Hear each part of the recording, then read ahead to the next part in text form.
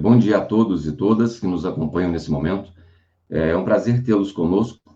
Nós vamos dar início a um bate-papo, a uma live nesse momento, que tem por tema a crise da identidade e imagem dos professores em tempo de trabalho remoto. Esta live será apresentada, esse bate-papo será apresentado pelos professores Carlos Cardoso e Silvia Zanola, que os convido nesse momento a estarem conosco. Professor Carlos, bom dia. Bom dia, professor Sandro. Bom dia, professora Silvia. Bom dia. É um prazer tê-los conosco, então, nesse momento, onde nós daremos início à nossa live. E eu não estarei com vocês aqui, obviamente, no momento da fala, mas ao final retornarei para que possamos ter um momento de mediação e de um bate-papo com todos que estão participando conosco. Tenham um bom trabalho e uma boa apresentação. Obrigada, Sandro. Muito obrigado, professor Sandro. Então, eu começo ou você, Carlos? Sim, pode começar. Posso começar? Primeiras damas. Tá bom, Carlos. Bom, então eu começo dando meu bom dia, né? Eu agradeço a oportunidade de estar aqui hoje e de falar, de conversar um pouco sobre esse tema tão importante na atualidade, que é sobre a identidade e a imagem dos professores nesse momento de trabalho remoto. Estar aqui também com o professor Carlos Cardoso, né, que também é meu colega lá da Universidade Federal, da Faculdade de Educação. E também agradeço muito a oportunidade que o Nevida nos deu de estarmos aqui. O Nevida, que é o Núcleo de Estudos e Pesquisas em Violência, Infância, Diversidade e Arte, da Faculdade de Educação da Universidade Federal de Goiás. Então, eu agradeço muito. Bom, eu acho que é importante a gente situar um pouco, né, essa discussão, dizendo dos motivos que nos trouxeram aqui. O que nos motivou a falar sobre essa temática? Eu, conversando com o Carlos, a gente chegou à conclusão que este momento é um momento que mexe muito conosco, né, nós professores. É claro, é um problema que é amplo, não é um problema... O problema do trabalho remoto não é só dos professores, mas nós somos professores, somos psicólogos, e percebemos que é uma situação que mexe muito conosco, com os nossos colegas, né, da universidade. Isso comparece em reuniões, em conversas. Então, quando nós pensamos em falar sobre esse assunto, da crise da identidade, da imagem dos professores, foi muito em razão dessa experiência que nós temos, né, de relatos, de conversas, de encontros. Então, a nossa intenção aqui, ela é uma intenção muito simples, de conversar um pouco sobre essas angústias que nos assolam neste momento, né? Nós não temos aqui a intenção de passar uma receita, de pensar num modelo de conduta para lidar com essa situação, longe disso. Nós não temos assim, nenhuma pretensão nesse sentido. Nós só queremos refletir sobre esses desafios e possibilidades para que a gente possa pensar na construção de caminhos, já que é um problema que está nos afetando muito, né? Até porque o pressuposto básico é que somos todos aprendizes. Então, aqui ninguém está na condição de dar lição de moral ou dar qualquer tipo de lição para os colegas ou para os demais professores. Estamos todos no mesmo barco e a nossa intenção é só refletir mesmo sobre toda essa situação, né? Então, tem uma pergunta que é, por que nós resolvemos falar justamente sobre isso, eu e o Carlos, né? Como eu disse, nós estamos envolvidos com as nossas pesquisas, nós temos pesquisa sobre adoecimento docente, já tem há 3 anos, salvo engano, né, que a gente está nessa pesquisa sobre adoecimento docente. Nós, além de sermos professores, somos psicólogos e temos um interesse como psicólogos, né, além desses temas específicos das nossas pesquisas, por temas ligados a suporte emocional, apoio, acolhimento. Então, o que a gente percebe nesse momento, né, é que esse veio psicológico, né, ele faz um chamamento nesse momento para a gente fazer uma reflexão sobre questões que são do âmbito da subjetividade. E esse é um momento de muita dificuldade para todos nós. Então, o que a gente imaginou no primeiro momento seria trabalhar um pouco esses obstáculos, essas dificuldades que não podem se transformar em obstáculos intransponíveis, né? E nos imobilizar. A gente sente que, às vezes, esses obstáculos, eles acabam nos imobilizando um pouco. Então, essa live é nesse sentido. Nós não estamos, de forma alguma, preocupados com acesso, né, com o número de curtidas, porque essa é uma doença contemporânea também, né? A gente faz as lives, faz a nossa programação de vídeo, sempre pensando nas curtidas, sempre pensando no número de acessos, e a gente não quer, de forma alguma, se vincular a esse tipo de concepção. É apenas um momento para a gente conversar. E eu penso que isso segue também uma máxima da própria psicologia, né, que diz o seguinte: enquanto você cuida, você se trata. É o nosso caso, né, Carlos? Eu acho aqui, né? A gente está tentando estabelecer um diálogo em que a gente pensa no cuidado, no apoio, no acolhimento, mas também pensando em nos cuidar e nos tratar da mesma forma, porque nós estamos todos juntos, ou seja, né, estamos no mesmo barco, como eu disse anteriormente. Bom, eu quero começar, de fato, né, falando um pouco sobre o tema, trazendo aí a realidade de que é um momento muito, muito complexo, difícil de crise, em vários setores, né, para além da educação. E é mundial. Então, a gente não pode falar sobre novas modalidades de trabalho, trabalho remoto na educação, né, sem mencionar o contexto de pandemia e de isolamento social. Esse contexto, ele nos empurra para essa realidade que nós estamos vivendo. Então, uma coisa está ligada à outra. Embora o trabalho remoto não seja novo, porque ele se reedita, antes ele comparecia como educação à distância e outras nomenclaturas, a verdade é que hoje nós temos uma realidade muito mais complexa e que exige muito mais, né, essa demanda das novas tecnologias, devido à pandemia. Nós precisamos, então, entender que, embora nós sejamos regidos por uma política que é institucional, perversa e autoritária, é preciso também a gente situar essa reflexão no mundo do trabalho cotidiano e das relações de produção em termos institucionais, né? O fato é que nós precisamos reconhecer que as nossas teorias são fundamentos para a reflexão, mas que, diante do imponderável de uma pandemia como esta, as nossas teorias não dão conta de explicar completamente a situação. Então, isso é importante que a gente entenda que nós não estamos aqui defendendo uma ideia de que as nossas teorias são ultrapassadas. Não é nada disso. As teorias, elas são muito importantes, elas vamos dizer assim, se reatualizam, né? Elas se colocam como importantes, mas elas, por si só, elas não vão dar conta dessa situação. Eu sempre brinco até com os alunos e digo, né? O Marx, o Adorno, esse pessoal, eles não passaram por momentos de uma pandemia como a gente está passando. Então, a gente precisa criar algo para além do que a gente já tem nesse contexto. Então, não significa que essas teorias estão invalidadas, mas que elas exigem mais de nós, né? Uma ressignificação a bem do trato com a teoria prática e da continuidade do próprio conhecimento, né? Nós, professores, nós tínhamos um ritmo relativamente previsível de trabalho. É bem assim mesmo. Embora não fosse um trabalho, vamos dizer assim, que contemplasse perfeitamente, né, as nossas perspectivas, mas, de algum modo, a gente tinha uma certa segurança, né? Isso dava uma sensação de autocontrole, de domínio da situação.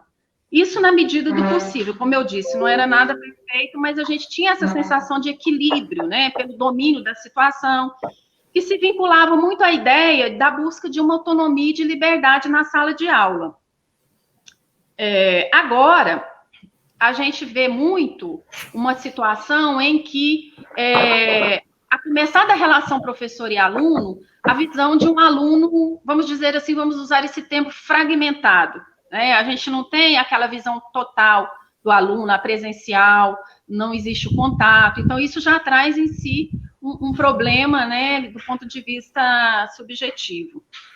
Com o Covid e o isolamento social, as mudanças no âmbito do trabalho, elas trazem um impacto muito grande nessa autonomia nossa como professores. E a nossa imagem também, ela está aí, né, permeando esse impacto. A nossa imagem tradicional de autoridade, como professores, ela sofre, vamos dizer assim, esse impacto de uma forma bastante evidente. Por consequência, nós vamos também sofrer um impacto na nossa autoimagem, ou seja, na forma como nós nos vemos, né? Como vemos a nossa profissão e, claro, consequentemente, isso vai impactar também na nossa identidade. Esse impacto, ele atinge também as representações sociais e a identidade profissional, né? Nós somos seres que temos vários papéis sociais e o profissional é importante. E quando ocorre um impacto na nossa autoimagem que se refere à nossa profissão, isso, é claro, vai mudar toda a nossa dinâmica de vida. Então, essa é uma questão que a gente precisa reconhecer, lidar com isso, para poder tentar entender, elaborar, né, e superar toda a situação. Então, aquela visão tradicional do professor, enquanto autoridade, eu estou falando autoridade não no sentido autoritário, né, a gente tem que separar as coisas, mas no sentido da responsabilidade, né, da função de vivenciar um papel que é social. Então, aquela visão tradicional, ela sofre, então, vamos dizer assim, né, esse baque, ela se encontra numa posição, numa posição de desafio, vamos dizer assim, né? E aí, o que a gente elabora a partir desse impacto nessa identidade e na própria autoimagem? A gente busca aí, em termos psicanalíticos, o que nós temos aí sobre a ideia de identidade, para compreender esse impacto. Para nós que estudamos a psicanálise, a identidade ela é um conjunto de fatores subjetivos que interagem de modo dinâmico com as identificações. O que são as identificações? As identificações são os laços afetivos, as vinculações que a gente vai construindo ao longo da nossa história de vida. Todos nós construímos a nossa identidade a partir dessas identificações. E essas identificações são construídas a partir do meu universo pessoal e do universo social, nessa interação, né? É construída ao longo da história das pessoas. E a identidade docente, ela passa também por uma consolidação de imagens que também são construídas historicamente por representações individuais, sociais, objetivas e subjetivas. Então, há uma legitimidade social nessa identidade, né, que, por sua vez, faz com que eu também me legitime como esse sujeito docente, esse sujeito, né, que se considera professor ou professora. Então, identidade e imagem se comunicam como essência e aparência, elementos públicos e privados, universais e particulares. Então, esses somos nós, né? Esses sujeitos que estamos o tempo todo aí lidando com a realidade, com as nossas expectativas, com os nossos sentimentos, com as nossas possibilidades, limites, traumas, né? Enfim, história de vida. Enfim, com a pandemia, o que ocorre, né? Trouxe para nós, essa situação, uma sensação de desamparo. Desamparo também é um conceito freudiano, né? Que diz da nossa condição no mundo, enquanto seres que não temos um conhecimento total do significado da nossa vida. Então, é uma longa história, não dá para a gente trabalhar aqui agora, mas nós somos seres desse desamparo, um desamparo maior. E com a pandemia, me parece que esse desamparo, ele acaba emergindo de uma forma muito mais evidente, né? Por quê? Porque não há nada definido, né? Não se pode controlar a vida, o próprio trabalho. A gente percebeu isso. De repente, nós nos vimos nessa condição de desamparo em que nós não controlamos quase que nada, né? No máximo, a gente consegue controlar a dinâmica doméstica e olhe lá. E estamos aí lutando para poder tentar planejar e controlar um pouco a nossa dinâmica de trabalho. Então, nós que somos professores, que estamos acostumados, né, com cumprir planejamentos, acompanhar, avaliar alunos, então a gente sente muito, né, essa dificuldade de se deparar com uma situação assim de desamparo. E aí a gente tem alguns parâmetros para poder se basear mas que hoje eles se tornam um tanto quanto, vamos dizer assim, até ultrapassados, né? A nossa forma de avaliar os alunos, de cumprir os planejamentos prévios, de acordo com as normas pedagógicas conhecidas. Esses métodos, essa prática, ela acaba se tornando um tanto quanto ultrapassada neste momento. E é quase como, eu sempre brinco, falo assim, é quase como uma camisa de força, porque nós somos quase que obrigados, né, a rever todos esses planejamentos, esses métodos. O aluno, ele não vai ser mais observado da mesma maneira. Como eu disse, né, a imagem é fragmentada pela própria tela, né, do computador. Essa imagem, ela se modifica, né, do que a gente tinha anteriormente para agora. Na avaliação, principalmente, a gente tinha métodos de avaliação, né, bem definidos, até relativamente bem definidos, né. No diálogo com esse aluno, a coisa se modifica, o olhar, né, entre professor e aluno se modifica. Como é que eu vou saber se o meu aluno está lá? Esse é um drama, né? Eu estou aqui falando com os alunos, teoricamente, né, simbolicamente, mas eu não sei, o aluno ele pode desligar o microfone, ele não está aparecendo, né, na tela, ele não precisa aparecer, a câmera dele não precisa estar ligada, então como é que eu vou saber que o meu aluno está lá? Isso traz, até certo ponto, uma aflição, né, para os professores que estão acostumados ao contato presencial. E até que ponto o aluno também quer mostrar a sua imagem, né? Mas é engraçado, Carlos, porque tem gente que prefere mesmo ficar com a câmera desligada. Eu vejo muitos casos assim, né? Tem pessoas que preferem mesmo o anonimato, porque eu até vou falar sobre isso daqui a pouco. Se você quiser entrar na conversa, por favor, Carlos, fique à vontade. Depois eu até quero falar sobre essa necessidade também do anonimato, né? Mas, sim, assim, Sim, é interessante. Primeiro, bom dia a todos, né, que estão nos ouvindo. É interessante pensar isso, porque, como você dizia, que nós começamos a pensar, foi a partir de quê?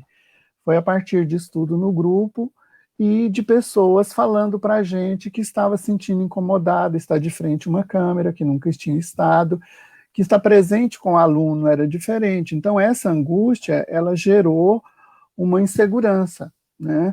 E a gente, para entender essas questões, não pode apenas olhar o presente, nós temos que olhar que nós viemos de uma sociedade muito definida, muito organizada, né, com critérios definidos, e de repente nós estamos numa atualidade que não tem definições, os valores, como diz o Bauman, né, estão líquidos, as questões estão líquidas, como nós vivemos com isso, como é que está o nosso sentimento?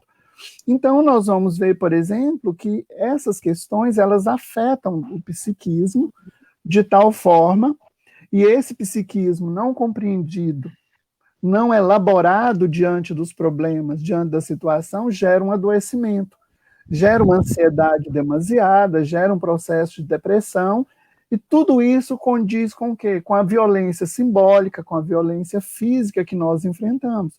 Então, diante dessas questões, há todo um processo de identidade. Quando a gente fala de identidade, há um processo subjetivo de como eu me vejo, como eu vejo o outro, como eu me compreendo, como eu compreendo o outro.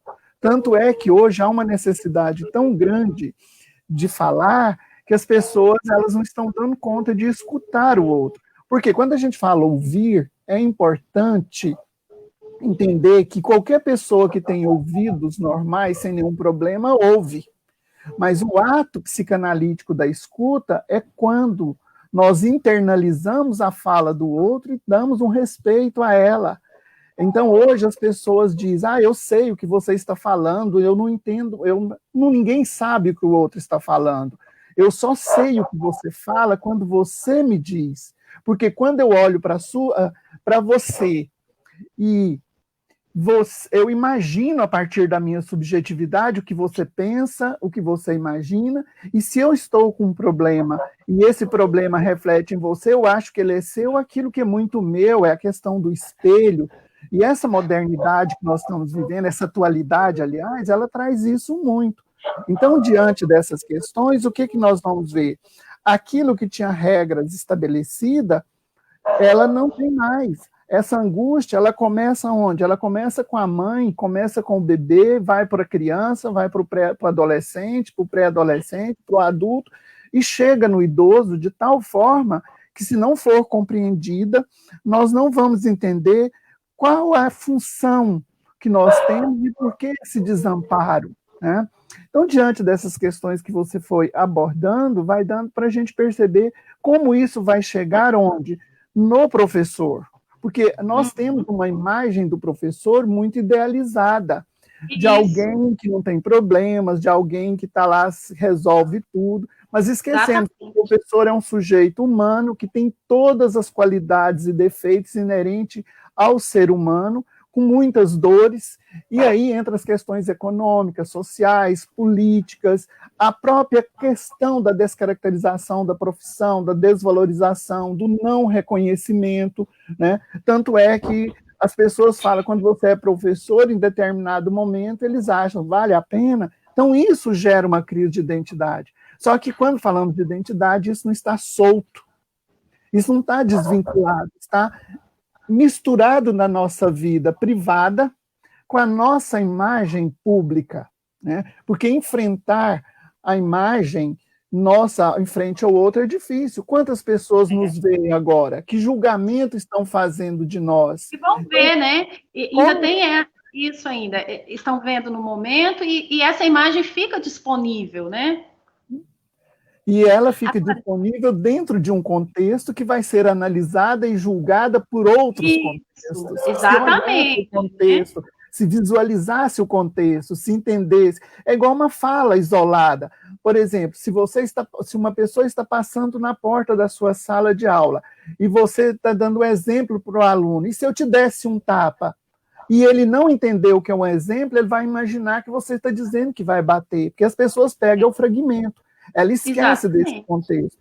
Então, diante disso, quais são as certezas que nós temos diante de um mundo de incerteza? Por exemplo, o que a pandemia traz para nós? Ela coloca a nossa segurança, entre aspas, totalmente de vulnerabilidade. Aquilo que a gente achava que podia, que entendia, que dava conta, que tinha controle, hoje nós não temos, né? E nós não estamos dando conta dessa questão interna para lidar com o externo. E aí o problema externo fica tão grande que eu começo a não me mais perceber e começo a entrar na fala do outro. Eu preciso eleger alguém forte para dar conta de mim. Eu preciso do líder político nacional. Eu preciso de alguém. Muitas vezes a pessoa vai para a religião de uma forma acrítica. Ela começa a condenar a pessoa, esquecendo que quem é o religioso também é uma pessoa que não é um semideus ou nenhum deus, tira de lugar, como coloca com o professor. Se o professor falha, mas não é um professor, a nossa imagem, por exemplo, eu fico olhando muito, agora pegando o nosso exemplo, a nossa imagem de ser de universidade federal como a UFG. Então o pessoal fala UFG. A UFG, enquanto instituição, ela tem uma imagem muito grande. Nós que estamos parte dela, carregamos essa imagem, mas nós não somos a UFG enquanto instituição, nós somos parte dela. Então, por exemplo, se é um professor da UFG, tem que olhar ele enquanto professor na instituição, enquanto pessoa, enquanto problema. Eu não posso generalizar, e as pessoas generalizam, né? Diante dessas questões, nós estamos com essa crise de identidade, porque quem eu sou, como eu sou e como eu estou, e o que o outro está pensando, sem levar em consideração todos esses âmbitos de valores. Sim, tem até um texto do Adorno, para quem tem interesse nesse assunto sobre a idealização da figura do professor, chama Tabus acerca da profissão de ensinar, que ele fala muito sobre essa questão, né, das representações, das ideologias em relação à imagem do professor. E sobre isso também, né, voltando à questão do aluno, aproveitando isso que o Carlos colocou, nós professores, a gente sempre se apoiou muito nos métodos avaliativos, mesmo tentando mudar, né, inovar, a gente sempre se apoiou muito. E agora, esses métodos que a gente sempre utilizou, eles se colocam como impossíveis, né, de serem trabalhados nesse contexto. Então, há uma preocupação assim, será que o aluno vai... Até porque, Silvia, que a gente está falando de avaliação aqui, mas nós somos seres de avaliação. Porque a pessoa não percebe que tudo que nós olhamos, nós estamos avaliando. Às vezes não é uma avaliação intencional, mas quando nós olhamos, nós já estamos avaliando. E aí, entende avaliação só como escola, mas a gente está avaliando. Quem nos vê agora, a cada movimento nosso, avalia. E com a avaliação vem o julgamento, com o julgamento vem a forma de pensar. Então, quando essa avaliação...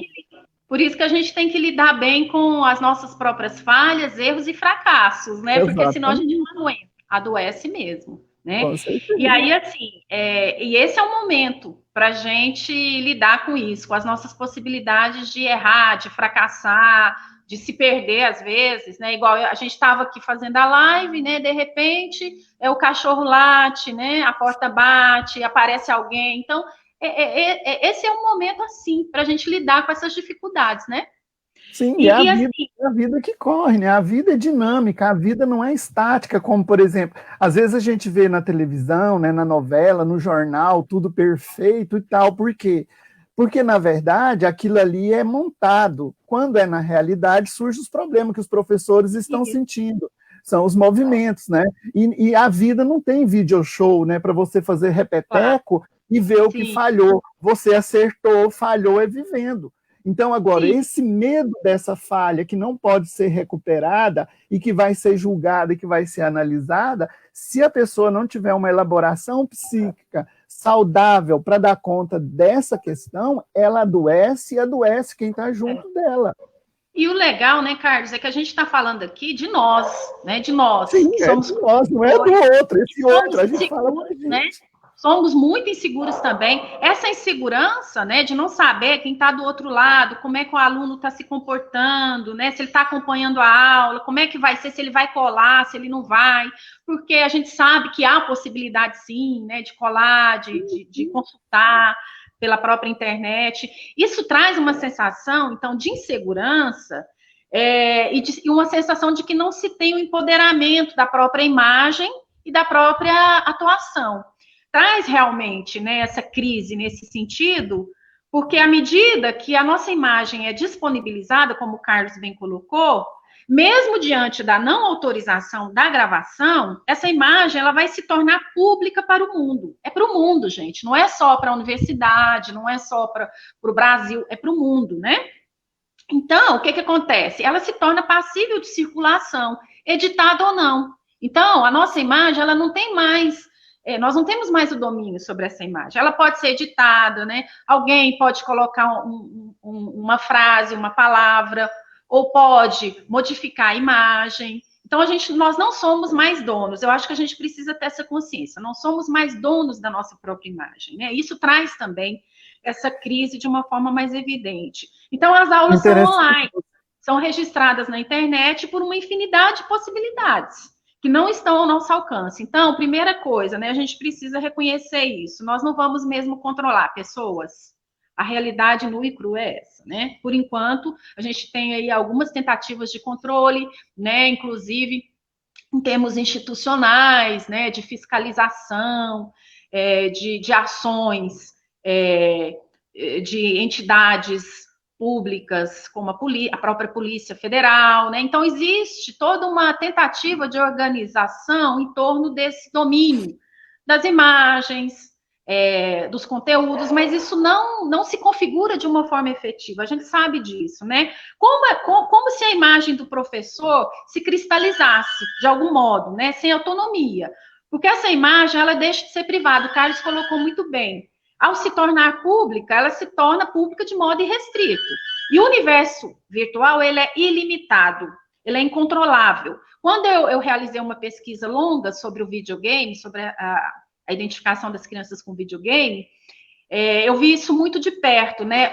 Já naquele período, eu comecei a pesquisa em 1990, imagina. Já naquele período eu percebi o quê? Que o mundo virtual, ele é uma terra de ninguém. Né? Eu coloco muito esse termo, é uma terra de ninguém. Por quê? Porque a gente não conhece a fundo, a gente nunca vai conhecer a fundo o que é esse universo do mundo virtual. Isso leva a uma sensação de fragilidade diante da impotência, do não domínio da própria imagem nessa terra de ninguém, não é? Isso traz, inclusive, para alguns colegas, uma certa fobia. E se a gente não tomar cuidado, a gente também acaba, né, ficando meio paranoico, né, desenvolvendo fobias, porque você realmente não vai controlar tudo isso aí que comparece, né, a partir da sua imagem no mundo virtual. É isso que traz, por exemplo, as situações de adoecimento, como, por exemplo, a exposição e a exploração da imagem nos Facebooks, né, nos Instagrams, e aí isso leva a pessoa, às vezes, até cometer um suicídio. Então, é um momento, assim, da gente refletir muito sobre tudo isso, sobre a imagem, sobre a nossa forma de nos dirigir ao outro, né, sobre a nossa própria agressividade, a nossa própria barbárie, a nossa própria possibilidade de nos educar, de nos tornarmos mais humanos nesse momento. Fala. Sim, e é importante a gente entender isso no seguinte aspecto. Por que a gente precisa contextualizar? Porque quando a gente tira do contexto, nós perdemos a relação tempo-espaço, tanto físico quanto psíquico. Por exemplo, quando a gente vivia a sociedade chamada segura ou a chamada Idade Moderna, havia uma rigidez institucional. A família tinha definições. Por exemplo, tinha horário de almoçar, todo mundo junto, né? Todos estavam perto, tinha horário de dormir. A educação tinha uma rigidez, o papel do professor era muito definido, do aluno era definido. Havia uma hierarquização. Os rituais comunitários, né? As pessoas iam para a missa junto, iam para o culto. A religião dizia o que devia ou não devia fazer. No campo político, né, a questão de gênero era definida, né, estava definido, a virgindade era uma coisa sagrada, a amizade, né, era aquela ideia dos negócios com o fio do bigode, né, era a resposta. Essa solidez das instituições rígidas, ela trouxe o quê? Ela trouxe uma neurose. Se você pensa, Freud vai estudar isso quando? Quando ele começa a pensar isso principalmente nas mulheres, porque a vida controlava o modo de ser.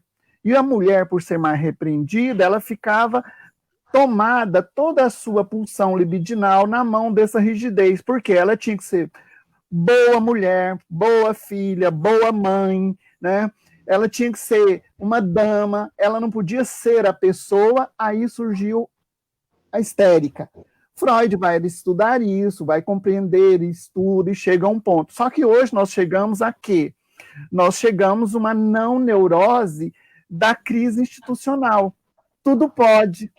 Só que quando você fecha demais, você controla, você aprisiona. Quando você dá uma liberdade muito grande, vai gerar o quê? Vai gerar uma liberdade que a pessoa não sabe o que fazer. Por exemplo, a crise do adolescente. Eu tenho observado muitas pessoas perguntarem. A adolescência gera nos pais o conflito do que ele viveu quanto adolescente. Ele mentia, ele enganava o pai dele. E ele sabe que o filho dele vai fazer isso. Em vez dele ter um diálogo, uma conversa, porque no passado não, proibia, cala a boca, não vai fazer isso, dá o castigo. Hoje não pode. O que acontece? O adolescente, ele precisa do limite. Né? A criança precisa do limite. Educar é dar limite. Não é bater, não é violência, mas saber dar controle. O adolescente, se você fala para ele ficar em casa, ele sai. Se você fala para ele sair, ele fica. Porque ele está formando uma identidade a partir do contexto. Ele está contestando, ele está precisando ser ele. Porque quando ele é criança, quando ele nasce, ele é parte da mãe. À medida que ele vai ficando pré-adolescente, ele vai se desligando. Quando ele chega na adolescência, ele vai começar a se tornar eu, sujeito de mim. E nesse momento, ele vai se tornar um adulto, ele precisa confrontar. Qual é o primeiro limite que ele confronta? A família. Depois ele vai confrontar a escola. Aí o profissional da família, a família não tem mais limite, porque aquela família rígida foi criticada, fez uma abertura sem limite. Chega na escola, a escola também não dá conta, porque aquele professor autoritário, rígido, não é mais... E o professor que está lá muitas vezes, que aprendeu daquela educação muitas vezes autoritária, não dá conta de lidar. Isso tem reflexo onde? Reflexo na escola básica, na escola fundamental, na escola, na universidade. Nós estamos vendo na universidade atitudes de pessoas de forma tão intransigente, por quê? Porque não tem esse limite. Então, esse sofrimento neurótico do passado criou muitas marcas, mas esse desamparo do presente criou um desamparo, um neurótico do desamparo. Ele está desamparado. Por quê? Porque as instituições que eram seguras não estão dando segurança. Era interessante o seguinte, na religião você ia para o céu ou para o inferno, estava resolvido, não tinha mais problema. Ó, você é bonzinho, vai para o céu. Você é mau, vai para o inferno. Agora não. Essas questões foram questionadas. Céu, inferno, depende da subjetividade de cada sujeito, de como ele compreende, de como essas representações simbólicas se fundamentam. Só que a gente esquece que a escola é micro instituição dentro de uma macro instituição que é a sociedade. E nós, muitas vezes, olhamos a sociedade externo.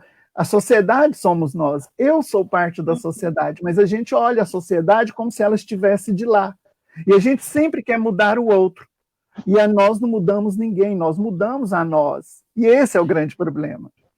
Você falou uma coisa aí muito interessante sobre a questão da mulher, né? Eu tenho muita vontade de fazer uma pesquisa sobre a condição da mulher professora.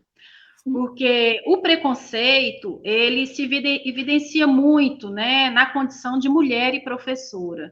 Então, é uma questão também para a gente repensar, né, hoje, principalmente nesse contexto. E aí, assim, falando, né, dessa sensação de impotência que às vezes a gente se encontra, nós profissionais, eu percebo também que muitas vezes nós nos sentimos violentados. E eu percebo isso nos colegas também. Né, nas reuniões, na forma como eles se colocam, assim, de uma certa, né, até revolta, e é compreensível. Né? Toda agressão é uma forma de defesa. Da revolta, de se sentir violentado, é compreensível, realmente é como eu disse, em alguns momentos a gente se sente meio que dentro de uma camisa de força. Isso gera uma insegurança, assim, abrupta, muito forte, né, e a crise de imagem, ela se reflete também na própria linguagem, por identificações automáticas, né? Por exemplo, olha que interessante, né? O professor, ele não sabe se ele vai ser um educador, um influencer, um youtuber, né? Se ele vai ministrar aula, se ele vai fazer live, se ele vai fazer hangout, vídeo, né? Agora tem um tal de como é que chama? Podcast, né? Tem agora também essa modalidade. Então, as aulas expositivas, elas se tornam síncronas, atividades pedagógicas, em geral, se tornam assíncronas, né, tem assim, conceitos que a gente não domina e ainda não decifra, né, o significado. As tecnologias de informação e comunicação, elas se tornam primordiais, né, mais importante do que o conteúdo, e elas permeiam as metodologias, as concepções e as práticas educacionais de uma forma que a gente sente como se fosse assim, obrigatória. E isso, é claro, né, vai alterar a forma e conteúdo. Em geral, os professores da área de educação à distância, eles não sentem muito, né, como a gente sente, quem não tem essa experiência. Então, para eles, todo esse processo é muito interessante, porque aí eles se colocam no lugar, né, até de dar um apoio para os outros professores. Então, eles não sentem tanto essa crise do trabalho remoto, já que eles estão habituados aí a essa área. Então, eles são hoje muito importantes para nós, que não temos aí essa experiência. Já aqueles que somos nós, né, dessas áreas de humanas, né, que não trabalhamos com plataformas, programas, aplicativos sofisticados, que nos dedicamos, né, há décadas, quantas décadas, né, aos estudos qualitativos, teóricos, como das áreas de fundamentos do conhecimento, como, por exemplo, filosofia, sociologia e outras, né? Sobretudo, assim, essa geração menos experiente com as novas tecnologias, eu diria, né, eu vou arriscar aqui, eu diria intermediária entre 50 e 70 anos, que estamos, né, próximos da aposentadoria, mas que vamos demorar um pouquinho mais. A gente sente um pouco mais, né, todo esse impacto. A gente vai sofrer um pouco mais, esse impacto ele se torna um pouco mais evidente. Então, essa questão também da faixa etária, ela é assim, né, ela não vai determinar. Tem pessoas aí de 70, 80 anos que dominam muito mais do que alguém de 30. Então, nada é determinado. Mas é fato que essa questão da geração e da faixa etária também é um elemento que precisa ser considerado, né? Então, você aponta uma questão interessante aí para nós, professores, principalmente, é que nós precisamos, diante de tudo isso, fazer uma gestão da angústia, né? Eu estou dando aqui o termo gestão no seguinte aspecto, que há um transbordamento pulsional. Transbordamento pulsional é uma energia, né, que nós estamos aí no psiquismo, né, que é preciso ver. Então, por exemplo, como é que isso se transborda?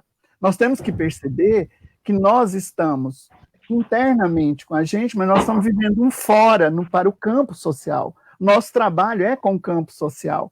E, diante disso, nós temos várias atuações, né? E essas atuações, ela tem uma relação muito forte com a nossa imagem, e, diante disso, nós precisamos dar conta como é que a minha angústia, naquele momento, com os problemas que já falamos, está sendo posto, e como é que está esse problema diante das violências, por exemplo, da criança, do adolescente, na família, no simbólico, a própria cobrança dos parceiros, né?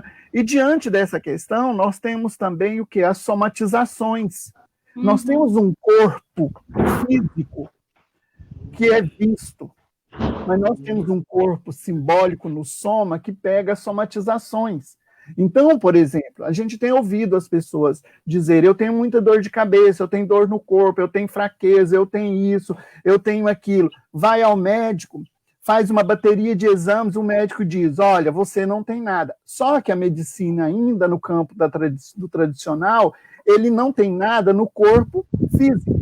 Mas a somatização psíquica está ali. Então, Freud diz, né, daquilo que a boca não fala, o corpo sofre. E muitas vezes essa somatização está ali. Então, há um transbordamento de somatização do corpo biológico no campo simbólico, e esse corpo simbólico, esse corpo somático, vai transformar isso em dor e vai fazer essa violência desviar em doenças de vários tipos. Quantos transtornos nós estamos hoje, por exemplo, de adoecimento? Só que as pessoas confundem muito a tristeza com a depressão. Hoje, qualquer pessoa está depressiva. Não, tristeza todos nós temos e precisamos da tristeza para elaborar a vida. Só que, muitas vezes, o que acontece? Essa tristeza não cuidada vira depressão, que é adoecimento. Né? E aí vem a fragilidade do símbolo. O símbolo não tem mais pulsão para nós, a pessoa vai desistindo muitas vezes de vida, e a desistência da vida leva o quê? Ao que você chamou, leva ao suicídio. Por que os adolescentes estão numa fase muito grande de suicídio no mundo, né, no planeta? Porque, na verdade, que esperança eles têm? Nós, enquanto éramos adolescentes, a gente tinha algo a alcançar. Nós tínhamos uma luta a fazer. Hoje, por exemplo, a pessoa fala, nós escutamos isso, eu vou estudar para quê se eu não vou arrumar emprego? Eu vou estudar para quê isso? Porque o ser humano, ele é ser de objetivo. Você sempre faz alguma coisa pensando na outra coisa que gera uma outra. Quando você não tem um objetivo, não tem algo a alcançar, né, você perde o desejo. E esse desejo aí, então, é que vai levar para as questões do adoecimento, que quando você falar, eu vou abordar, que é a questão, por que a pessoa entra na questão psicoativa? Por que ela começa a criar manias? Por que ela começa a criar espaços de segurança? O adolescente a se cortar, a comer demais, a hiperatividade. Por que isso? Isso não é à toa, isso é construído a partir de relações sociais, somáticas, do corpo físico com o corpo simbólico. E no caso da condição do professor, né, diante de toda essa insegurança, é claro que é outra situação, não é um adolescente, mas também está aí nesse contexto, essa insegurança que hoje, né, permeia os nossos atos, a própria docência, dessa insegurança não raro emerge um medo muito grande, como eu falei, né, surgem as fobias, né, os transtornos. Esse novo, o que aparece como novo, na verdade, né, parece que atropela com a força de um trator a nossa mente, o nosso corpo, as nossas convicções, né? Então, tem um desafio diante dessa situação, que se torna, na verdade, um estranhamento até em relação ao próprio termo trabalho remoto. Não sei se vocês já pararam para pensar, mas o que seria a palavra remoto, né? Remoto significa distante, fora do espaço. E aí eu fico pensando, como é que a gente pode, entre aspas, ajustar, adaptar, né? Porque essas são palavras da moda, ajustar, adaptar, né? Esse termo remoto a ensino, né? A conhecimento, esclarecimento. Então, quer dizer, não se trata de uma crise de paradigmas, eu não estou falando de crise de paradigmas, o que eu estou falando é de uma crise de sentido, né, de significado, ou melhor, um esvaziamento de conteúdo, um esvaziamento de significado. Então, há sim um risco, né, da falta de reflexão sobre o significado, não só dos conceitos, mas da própria experiência, né? Então, quando eu falo, assim, em ensino remoto, eu estou falando de um conceito que é vago para a pedagogia, para o conhecimento, que precisa ser melhor trabalhado, assim como outros conceitos que a gente vem utilizando de uma forma até, muitas vezes, indiscriminada, e nem sabemos o sentido, né, desses conceitos. E como é que nós vamos lidar com essa realidade que nos atropela, né, sem que nós tenhamos tempo de anotar a placa, vamos dizer assim, né? A gente nem tem tempo, porque, assim, é um atropelo atrás do outro, nós estamos nos sentindo um pouco assim. Então, assim, pensando nisso, né, nessa situação toda, de como lidar com essa realidade, e sem a pretensão de trazer respostas, e muito mais dividir essas angústias, nós precisamos ter consciência de que o contexto da pandemia, ele nos empurra para essa situação, né? Talvez esse contexto vá perdurar por um tempo maior do que nós esperamos, até porque, vamos pensar aqui, né, do ponto de vista econômico, muitos grupos empresariais investiram em novas tecnologias. Com certeza, a indústria cultural, esses grupos, né, os bancos, eles vão continuar investindo e estão lucrando com toda essa situação. Então, eles vão incentivar que esse trabalho com as novas tecnologias, o próprio trabalho remoto, ele perdure por um certo tempo. A gente não sabe qual vai ser o nível que vai atingir esse trabalho depois que se inventar a vacina, vamos pensar assim, né? Talvez 50%, 30% do trabalho remoto continue, nós não sabemos. Mas o fato é que tudo indica que, de algum modo, ele vai continuar. Né? Até pensando em termos mais do cotidiano, né? Às vezes as pessoas acabam se sentindo mais confortáveis de trabalhar em casa do que pegar um ônibus, pegar um carro, né? Atravessar a cidade. Então tem todas essas questões aí que estão postas e que a gente não pode ignorar. Enquanto a vacina não é inventada, então nós vamos ter que lidar com essa realidade. E também tem uma outra questão, Carlos, que depois seria bom você falar, que é a situação das famílias, dos alunos, que também não é fácil, né? Principalmente os alunos dos anos iniciais da formação escolar. Então, problemas como o despreparo desses pais, né? Despreparo educacional, muitos não estudaram, e aí tem que acompanhar, ensinar, a falta de equipamentos e de rede de internet compatível, com a renda até, né, desses familiares, isso tudo a gente percebe que leva os pais à loucura, né, eles ficam totalmente desnorteados também. Então é preciso que nós, professores, independente do nível, né, a gente tome cuidado para não instaurar uma dualidade ou uma adversidade entre pais e professores nesse momento, tá? Isso, então, assim, às vezes a gente vê muitos pais reclamando dos professores e os professores reclamando dos pais. Gente, o momento é crítico para todos. Nós vamos ter que ter muita compreensão uns com os outros, né? Essa compreensão ela tem que ser mútua. Senão nós vamos instaurar uma guerra, né? E a educação, ela vai no sentido contrário dessa guerra. Então, é momento de lapidar essa relação. Pais, professores, alunos, né? Pode falar, cara. Não, o importante é o seguinte, que as pessoas, né, no imaginário, elas não entendem a educação no seu sentido ampliado, entende a educação muitas vezes como educação escolarizada. E essas patologias, essas questões que foram abordadas, elas vão trazer o quê? Elas trazem as compulsões. E essas compulsões, que nós usamos como prótese identitária, né? Prótese de identidade, quais são essas próteses que a gente poderia estar dizendo de identidade? A forma de lidar, por exemplo, o corpo sarado, a roupa nova, a próxima tatuagem, a próxima medalha, a nova maratona.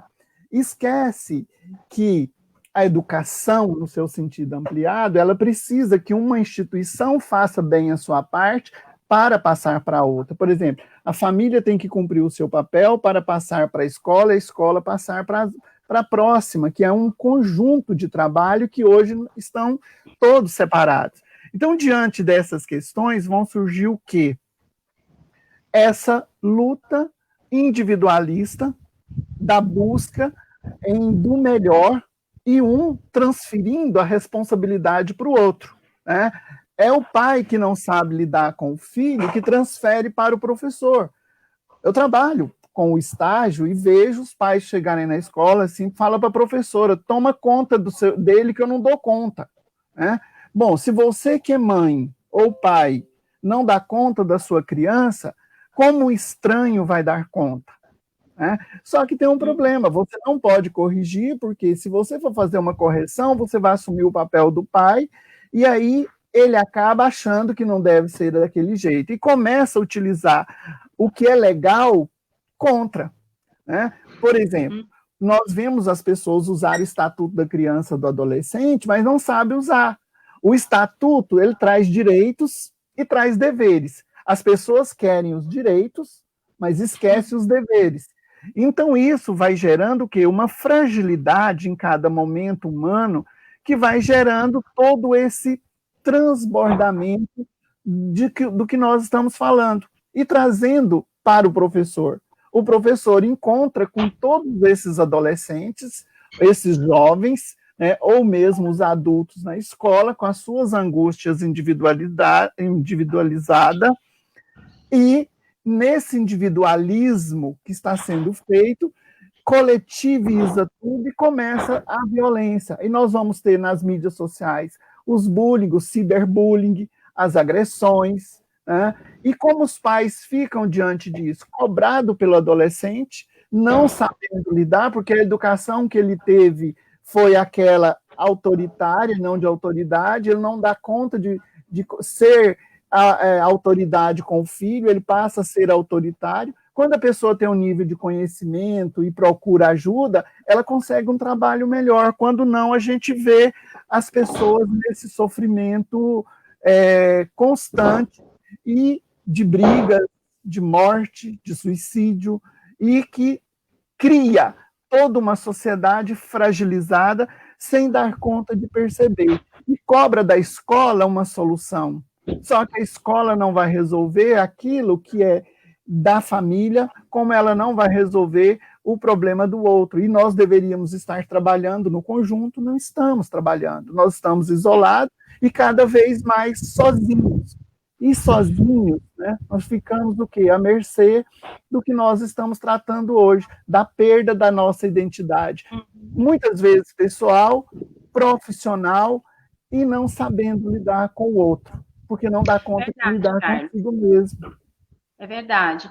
Essa é uma questão muito importante mesmo. Eu vou fazer o seguinte, como eu tenho alguns pontos ainda para trabalhar aqui, eu vou tentar concluir, porque já são quase 10 horas, a gente combinou de ficar mais ou menos até umas 10h10, né?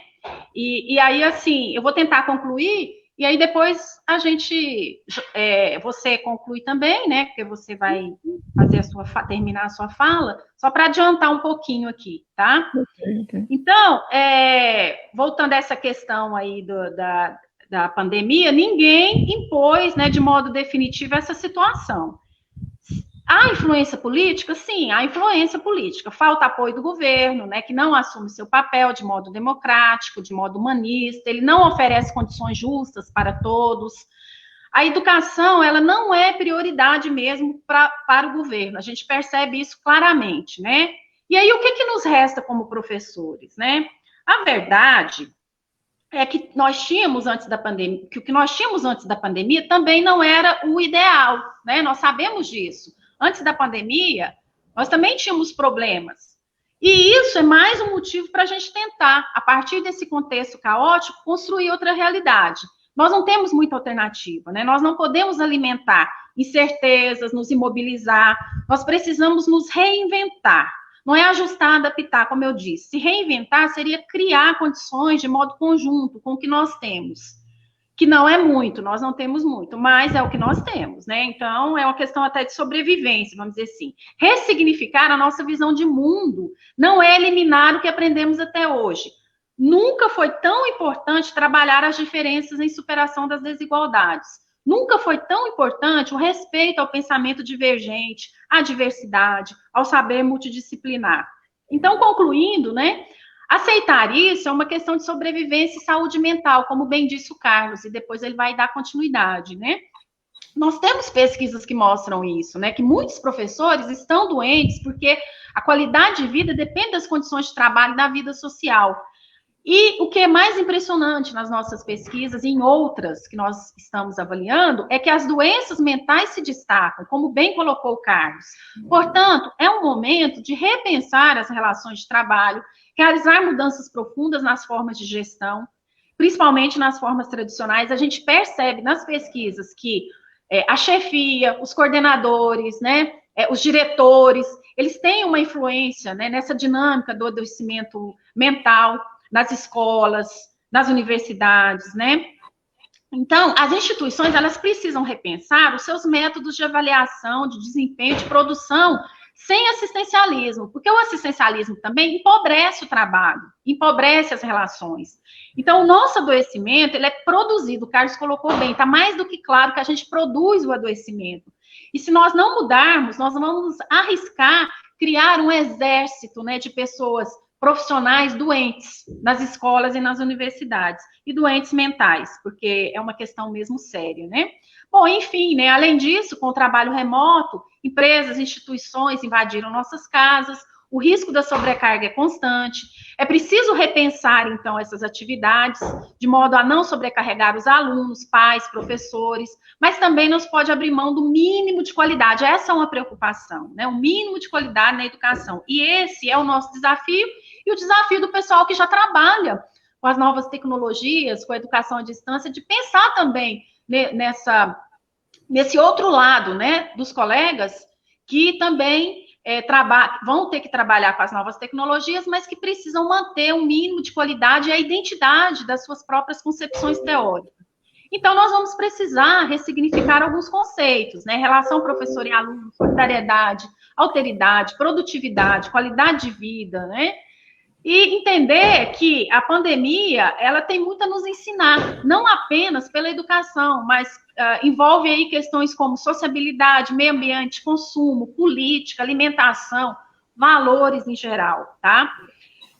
Bom, e aí, enfim, né, eu quero dizer que nós não sabemos ao certo no que vai dar tudo isso, seria uma mentira muito grande se eu dissesse, olha, não, vai acontecer isso, vai acontecer aquilo. Nós não sabemos, né? E precisamos ter consciência e tranquilidade para assumir isso, que nós não controlamos o que vai acontecer de hoje para amanhã, na educação, no mundo, né? Nós temos mais inseguranças do que certezas, mas uma coisa é certa, né? A realidade, ela exige tomada de consciência, solidariedade, espírito coletivo, atitudes emancipatórias, criativas, críticas. Isso tudo diante, sim, de algumas feridas, né, que precisam cicatrizar para que a gente possa dar continuidade ao trabalho de algum modo. E, de algum modo, né, reaprender a trabalhar, comer, comprar, estudar. A gente está reaprendendo a comprar, né, a se divertir e a viver, né? A gente está reaprendendo a ficar em família, né? Acima de tudo, reaprendemos a conviver em meio a esses desafios da convivência mesmo. Apesar das dificuldades, tem algo de bonito nisso. Eu acho que a gente precisa buscar essa beleza, né?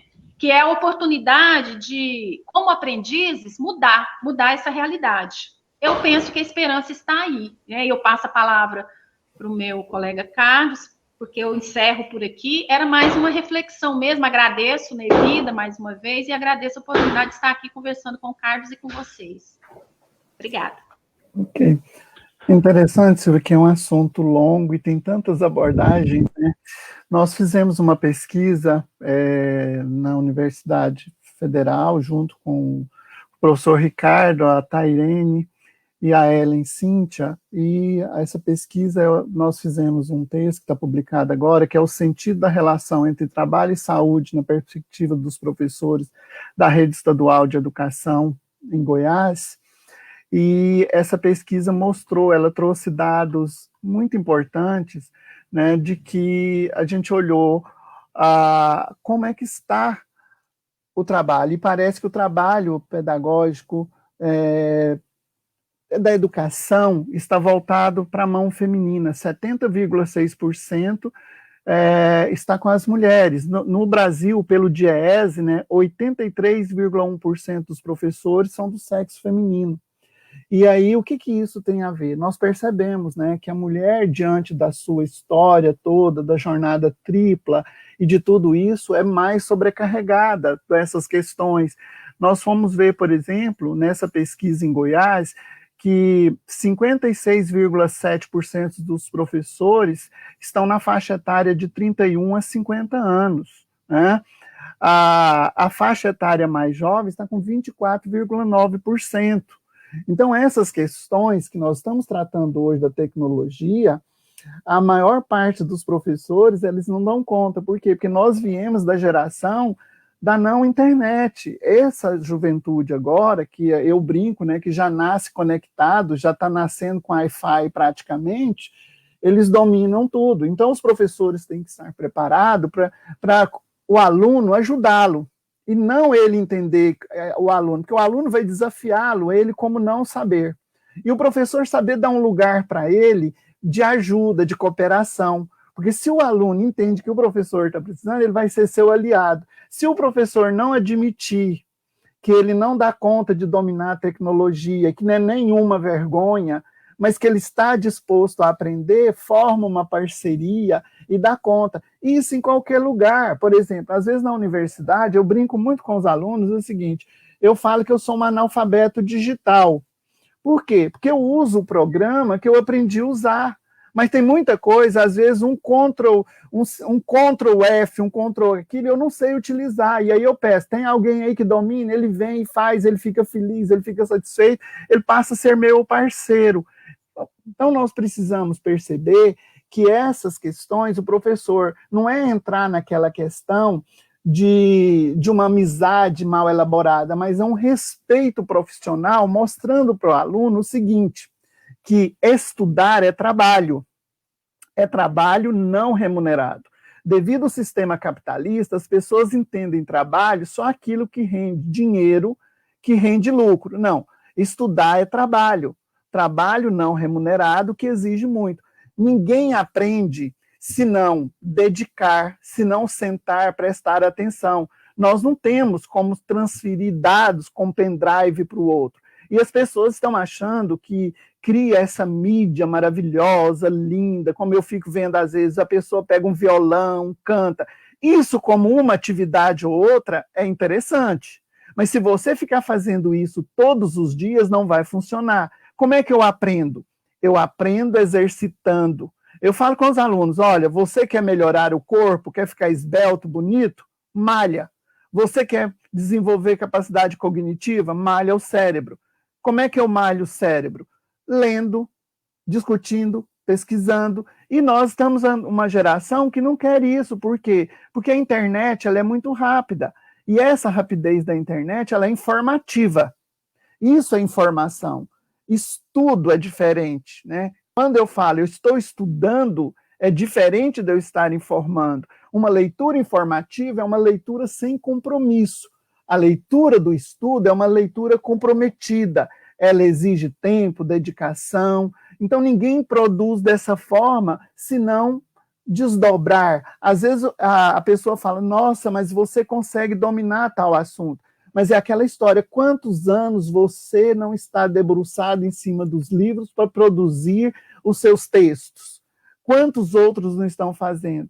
Então, essas questões a gente precisa dar conta. E a imagem do professor, ele tem que perceber o seguinte, para ele estar bem com ele tem que olhar para ele e se entender quem eu sou como sujeito. Como é que eu me vejo? Né? Uma das questões mais importantes, a gente tem que aprender a amar, nos amar.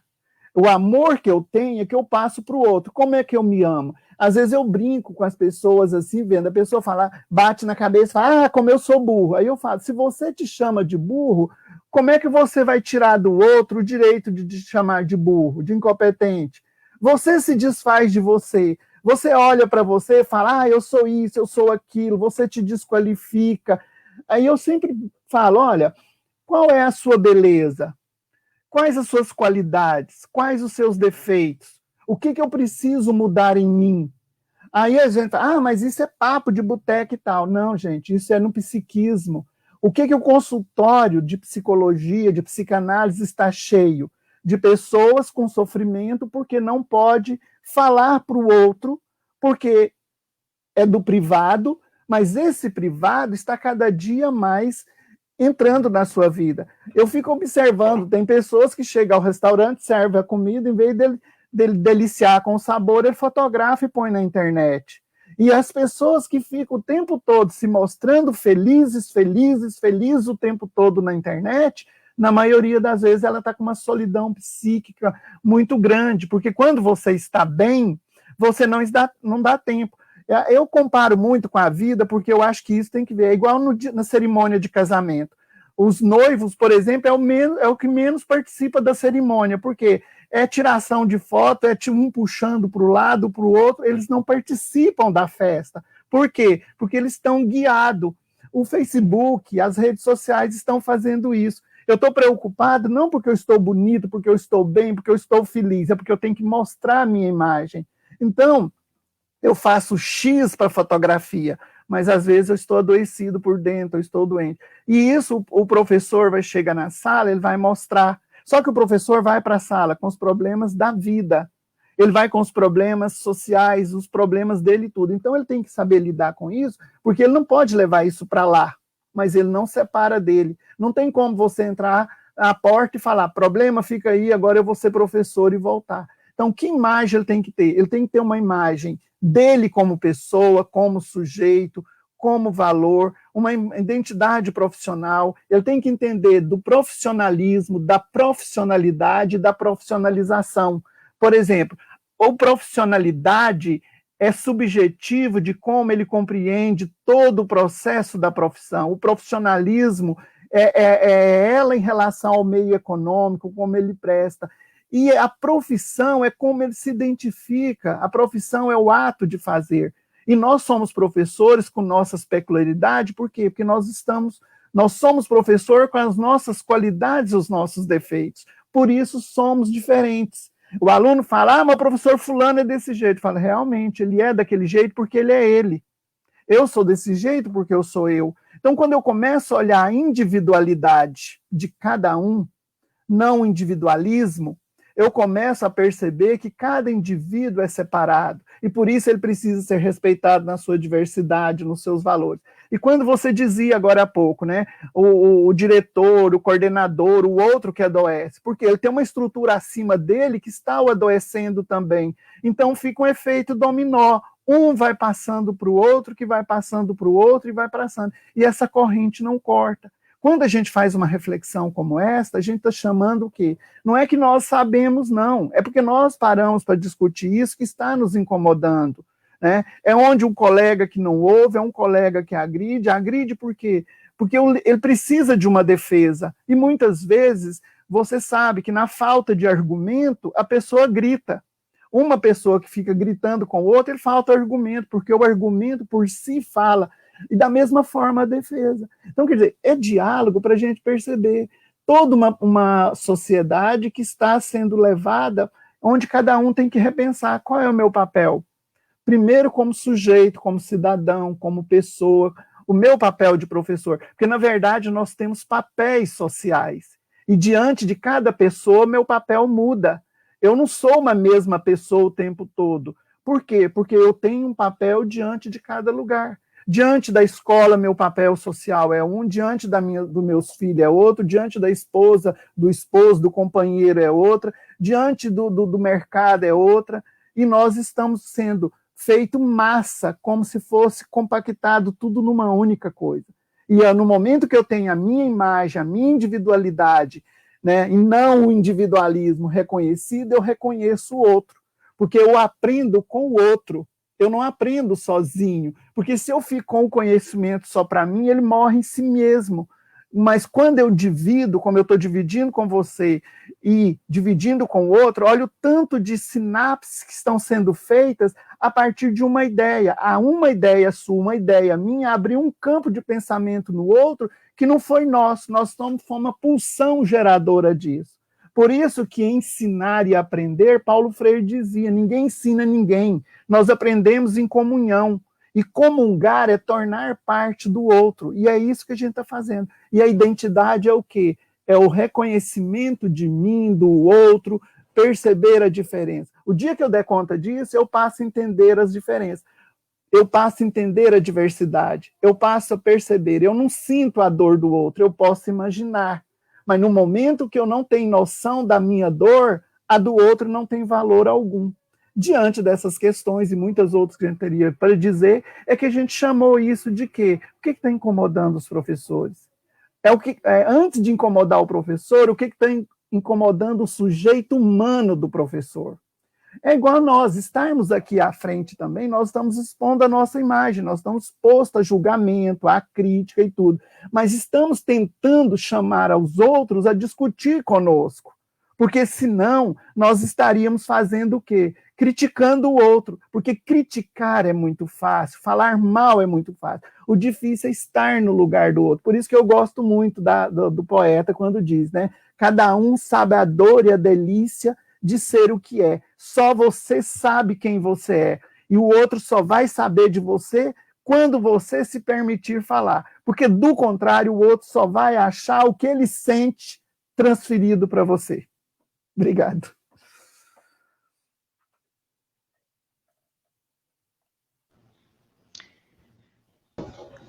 O Sandro está por aí? Muito bem, pessoal. São questões bastante interessantes e pertinentes nesse momento complexo em que estamos vivenciando, de fato. A perda, né, da identidade, dos referenciais de vida, o que vem a ser, portanto, escola, né, a ressignificação de tudo isso. Nós tivemos e temos diversas pessoas que nos acompanham aqui ao vivo, e alguns colocaram suas ponderações, observações. Quando a Silvia fez o comentário sobre a dificuldade, por exemplo, de perceber se o aluno realmente está ali no momento da aula, né, com câmera desligada ou coisas do tipo, não há como ter um registro tão imediato. Ela faz o comentário, né, saber se no modo presencial os alunos também estão ali. Quantas vezes, né, ironicamente, a gente brinca apenas, né, da situação só de corpo presente, né, mas enfim, são tantas situações, tantas dificuldades, tantas nuances, e a angústia passa a ser uma característica muito comum. Temos uma outra observação aqui da Bianca Martins, que assinala que ela participou alguns dias de uma reunião e quando ligou a câmera ela travou e não conseguiu se posicionar, falar e tudo mais, ela ficou bastante incomodada. Essa dificuldade que você também sinalizou, Silvia, que é a realidade de uma live. Ou seja, live é ao vivo, está acontecendo, é o cachorro que late, é o interfone que toca, enfim. Essas circunstâncias todas desse elemento que invade o nosso espaço privado, né? Inevitavelmente, isso nos faz ter essa percepção e essas sensações, né? O Weber Martins, ele comenta, né, que ele destaca o autocerceamento na tentativa de não violentar o outro. Parece ser de enorme volume autodestrutivo. Então, esse elemento do exercício, né, do cerceamento, de vincular-se ao outro, essa invasão, como eu disse há pouco, dos espaços, são questões aí, de fato, que devem ser muito, muito pensadas, né, problematizadas por nós. A Fernanda Ortiz, ela comenta que atendeu ontem um usuário com excesso de liberdade, de possibilidades, portanto, pensamento acelerado e falta de foco e limites. quando vocês comentavam, né, sobre a transformação que esse momento ocasiona na vida particular de cada um de nós, né, nas nossas pessoalidades, nas nossas particularidades. E, de fato, são muitos esses elementos. E a Maria Angélica, ela propõe uma questão aos professores.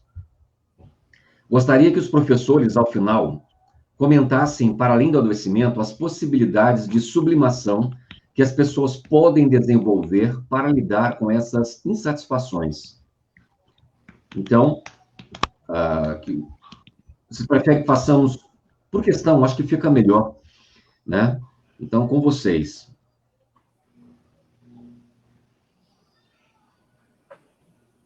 Pode falar, Carlos. Não, Depois eu falo. Não, eu estava observando o seguinte, eu acho que foi o Éder Martins dizendo, né, essa questão de não violentar o outro não é autodestrutivo.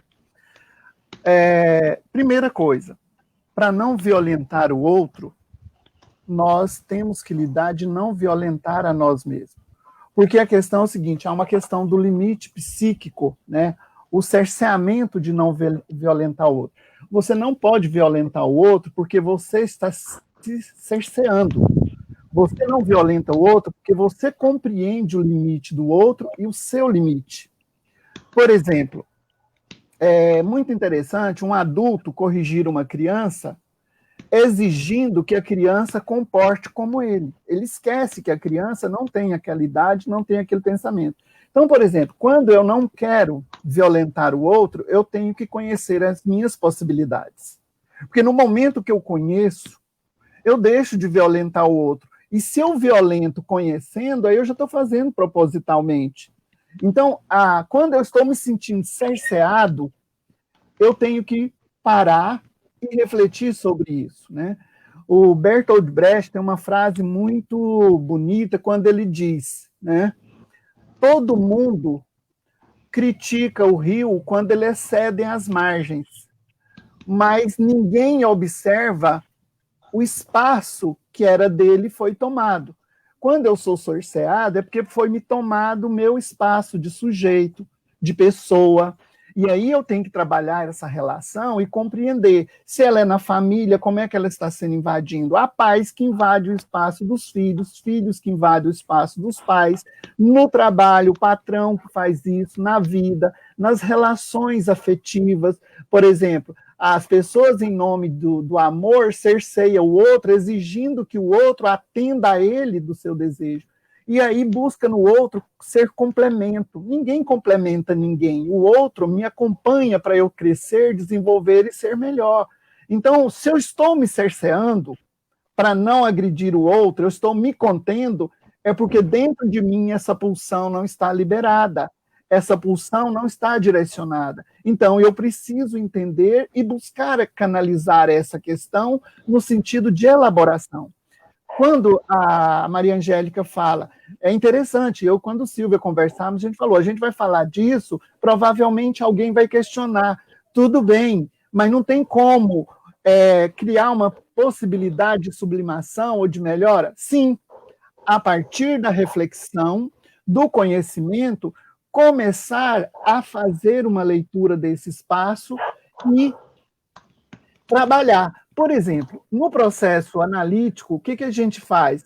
A gente conduz para que a pessoa se reconheça e saiba o que está acontecendo. Numa sala de aula, dialogar com os alunos, os limites. Por exemplo, tem professor que, em nome da disciplina, não deixa o aluno falar, não deixa o aluno expressar. Você não vai fazer isso na sala de aula todo dia, mas no começo dessa aula agora remota, o primeiro encontro, abre o microfone para os alunos, para ele falar da sua impressão da pandemia, da sua dor, do seu medo, da sua angústia, da sua dificuldade.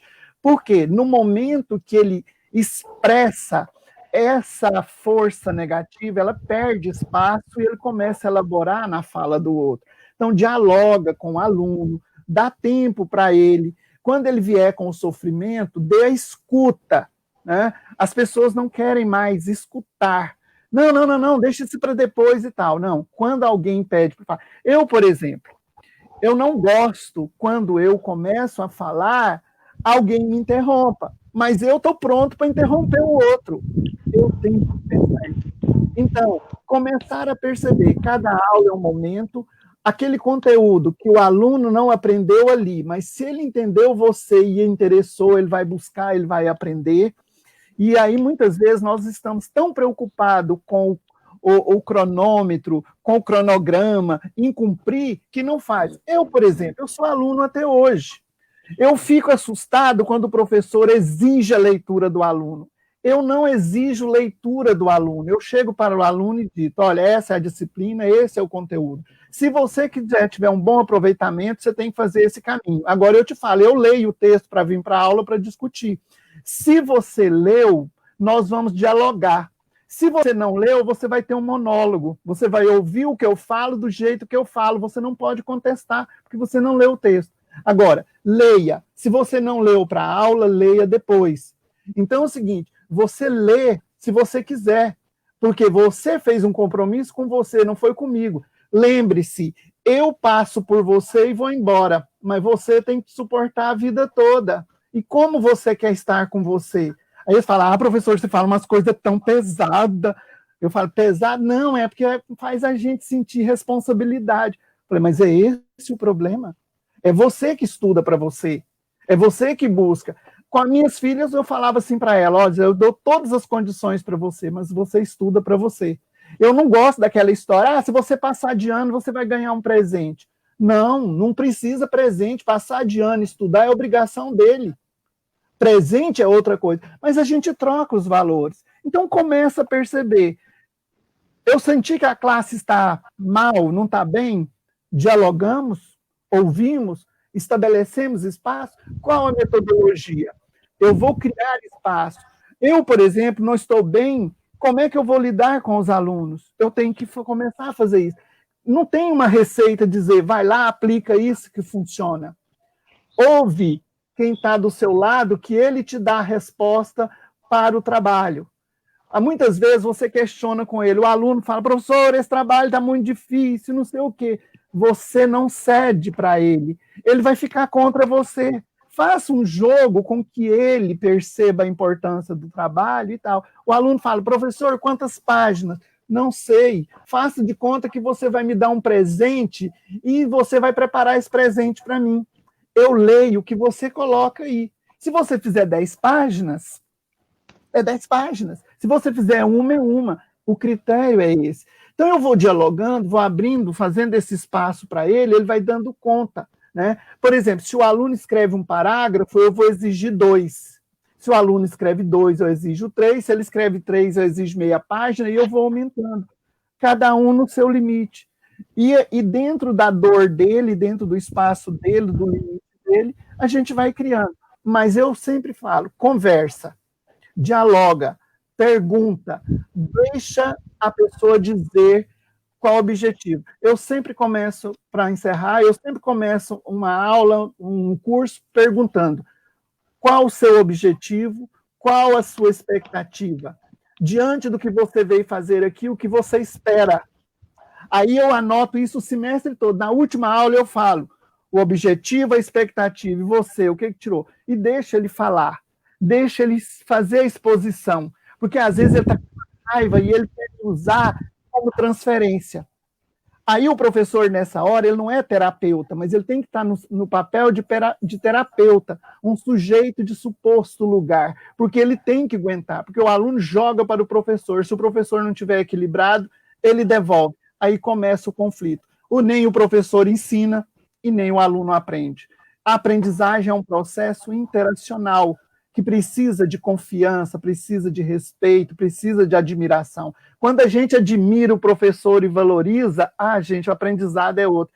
Quando você não gosta do professor, não respeita o professor, ou tem menor situação por ele, você não dá crédito. E a gente começa a não fazer o necessário. Aí você precisa pensar, o que é o necessário? O necessário depende de cada um. Né?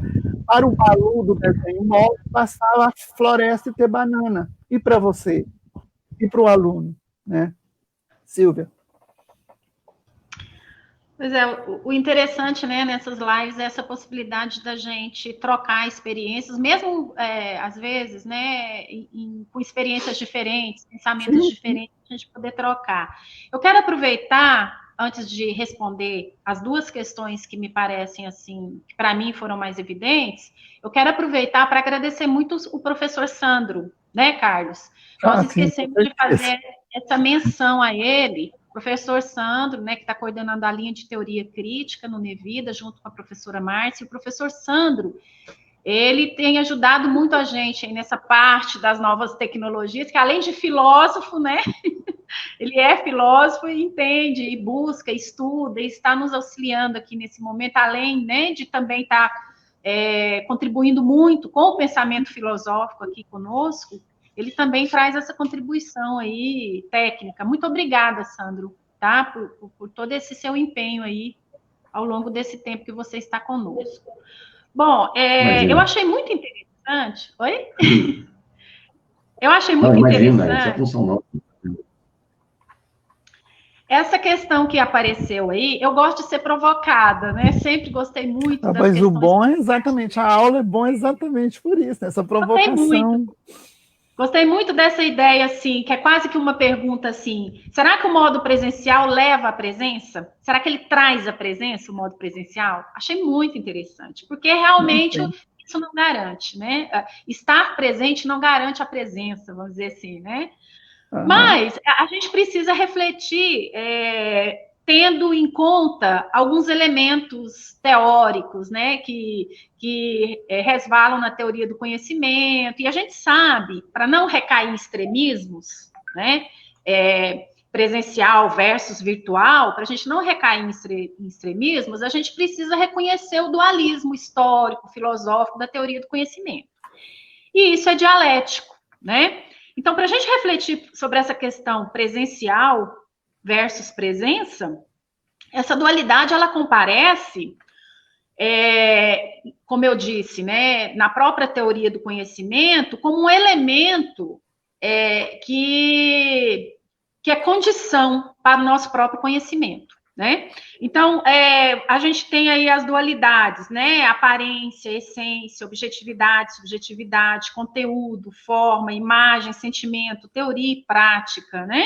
E temos aí presença, vamos usar esse termo, presença e virtualidade, ou mundo presente, mundo virtual. Nós temos essas dualidades, essas contradições que vão gerar, né, as nossas perspectivas, o nosso conhecimento. Então, uma coisa não está isolada da outra. A qualidade não está isolada, por exemplo, da quantidade, né? Universal não se isola do particular. Subjetividade não se isola da objetividade, né? O mundo material não se isola do mundo ideal. Essa é uma questão filosófica, inclusive.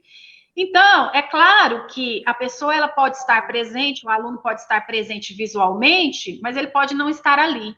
Mas a questão é que o físico, ele também conta para essa perspectiva dual e dialética, né? Assim como a quantidade, ela não é mais importante que a qualidade, mas ela conta também na composição dessa dialética de autoafirmação e autonegação entre opostos que vão se formando, né, um e outro nessa oposição. Então, a presença também é importante. Por isso que eu tenho esperança que a gente ainda vá, sim, né, de algum modo, encontrar uma forma de uma convivência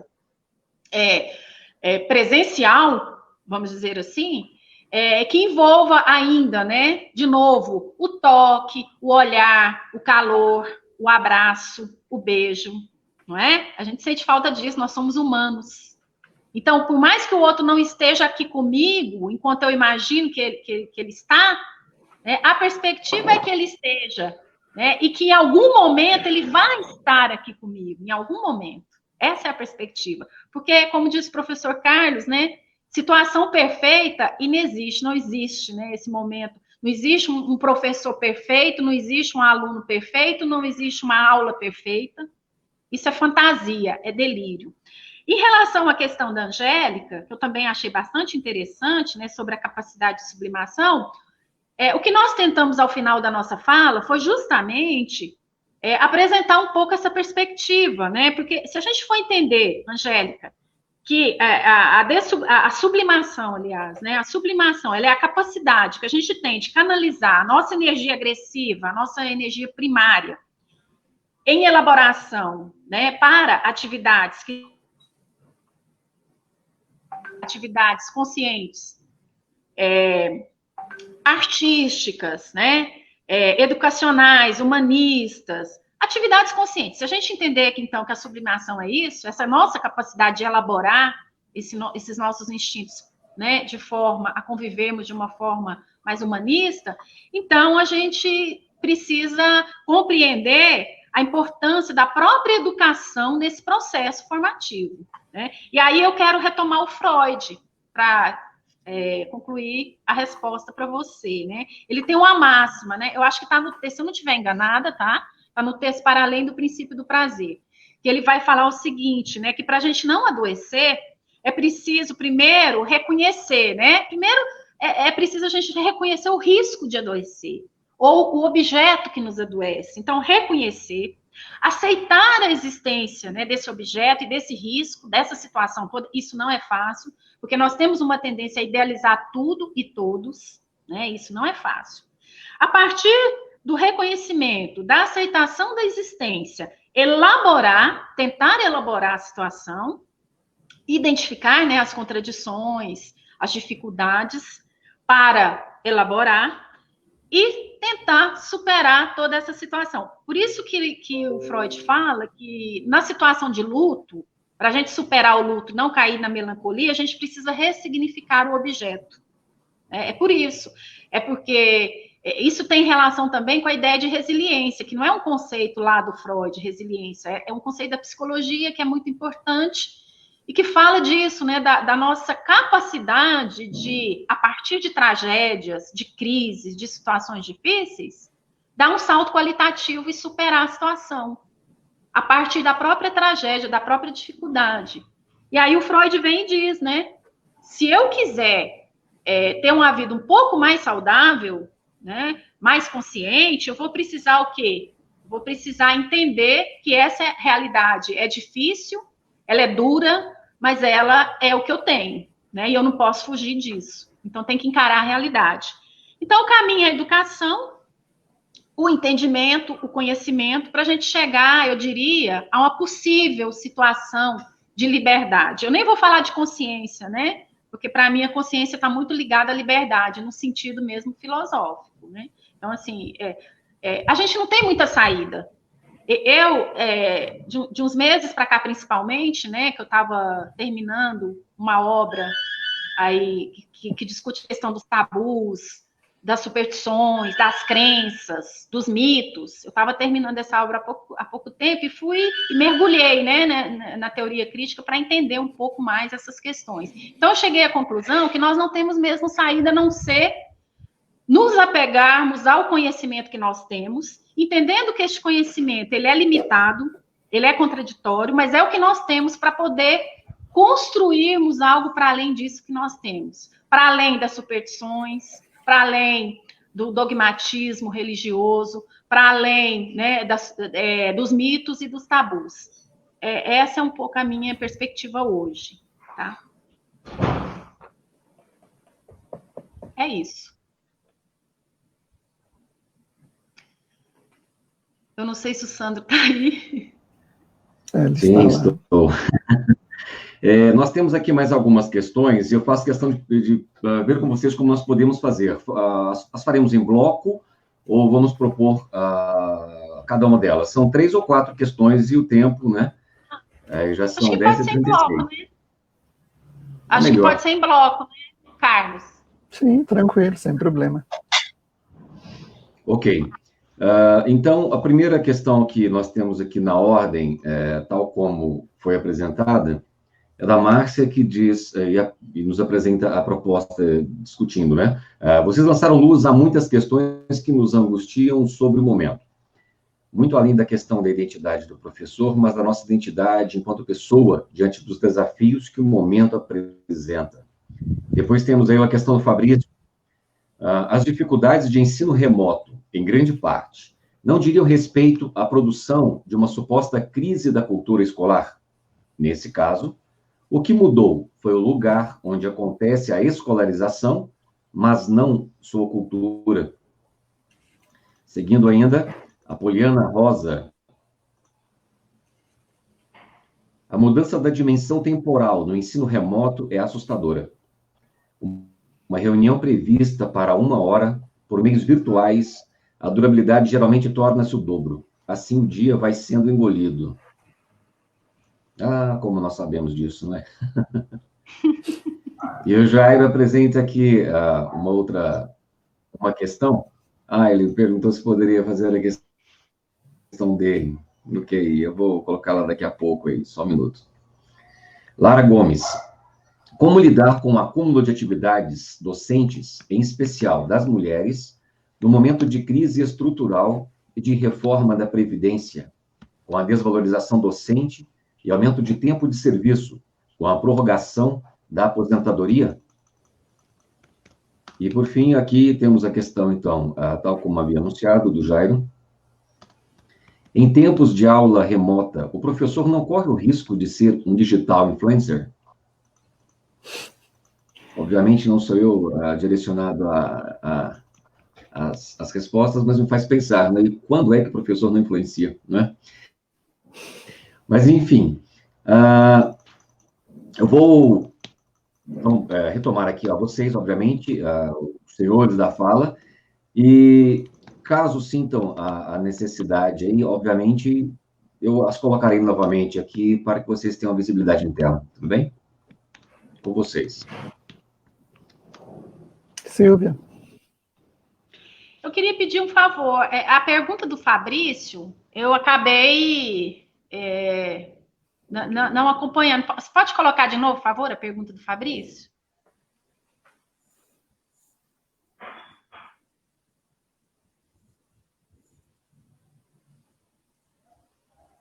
Ok. Vou começar, então, por essa questão mesmo do Fabrício, né?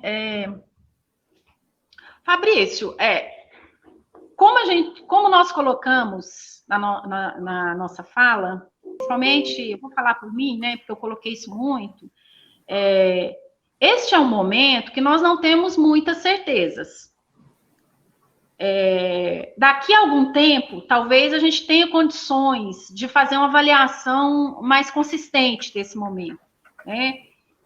Mas o que é importante a gente entender, eu penso, né? Eu penso que é muito importante a gente entender que essa questão da pandemia, que está diretamente ligada ao trabalho remoto, ela é uma questão incontrolável. Eu não sei se eu entendi muito bem, né, a sua questão, eu vou chegar no trabalho remoto, mas sabe o que às vezes eu tenho a impressão? É que nós, não apenas professores, mas uma boa parcela das pessoas que eu conheço, elas não aceitam que a pandemia traz um imponderável.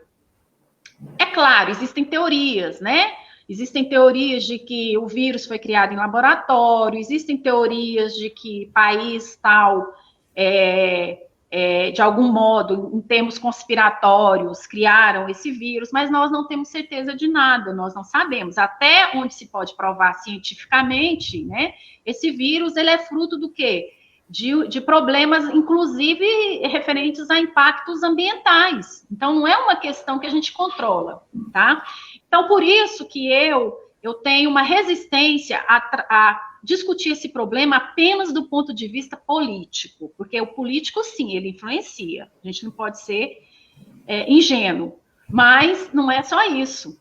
Eu volto ao Freud. Eu penso que o Freud, nesse momento, ele é muito importante, porque o conceito de incompletude, de desamparo, ele cabe.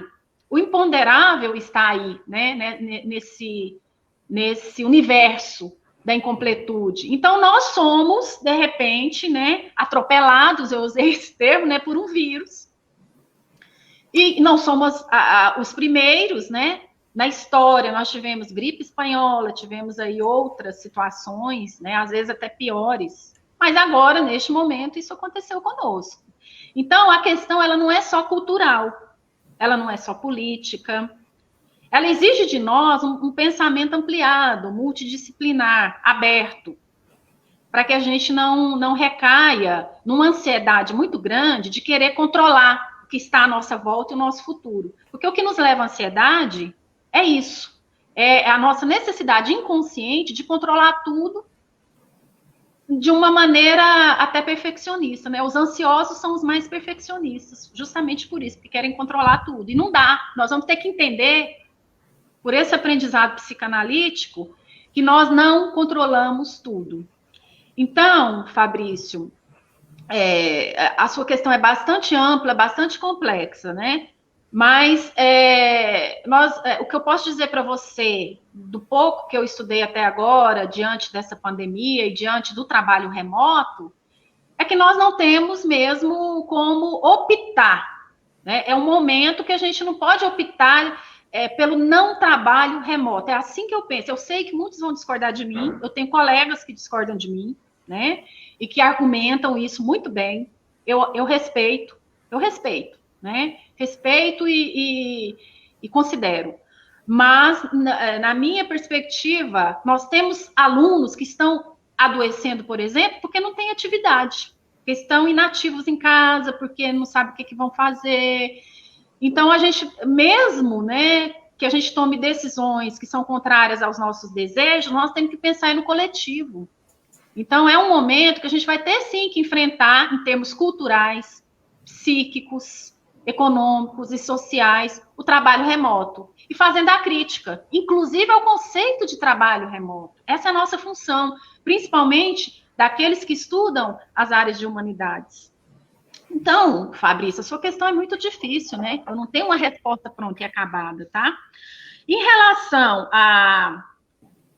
ao acúmulo de atividades voltada, né? O acúmulo voltado para a mulher, essa é uma questão histórica, né? A gente precisaria de outra live para poder discutir isso aqui. Isso foi mencionado, chamou atenção porque foi mencionado, é um problema sócio-histórico, cultural, econômico, que diz, né, de uma sociedade patriarcal, machista, e que diz também de uma cultura que precisa ser superada. E a gente precisa de um outro momento para conversar de uma forma mais aprofundada sobre isso. Sim, a mulher até hoje é muito mais explorada, né? E com a pandemia a gente percebe isso. Agora eu quero deixar só um recado aqui, né? Essa exploração da mulher, esse machismo, essa dominação pela força, ela apenas se acentuou com a pandemia. Então, a pandemia trouxe isso, que já virou até uma máxima. Ela faz emergir o melhor e o pior de nós. E o machismo, ele emerge, a violência emerge, né? Enfim, a gente poderia fazer outra live sobre isso. Para concluir, a questão do digital influencer. É isso, né, gente? Eu tenho comigo, como uma pessoa que vem estudando há décadas a teoria do conhecimento, né? Eu venho estudando psicologia, eu tenho comigo que o papel do influencer é diferente do professor. O influencer, ele vai formar? Vai. Ele vai formar, deformar. O professor vai formar? Vai formar e vai deformar também. Mas é uma questão de identidade. Aí entra a questão da identidade, né?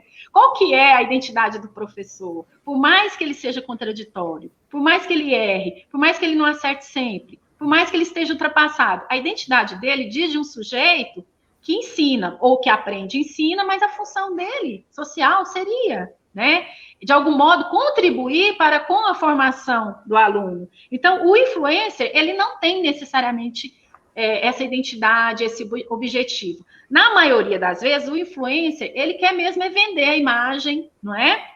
Ele quer repassar, sim, alguns valores, algumas ideias, mas ele não tem essa preocupação com uma educação necessariamente humanista.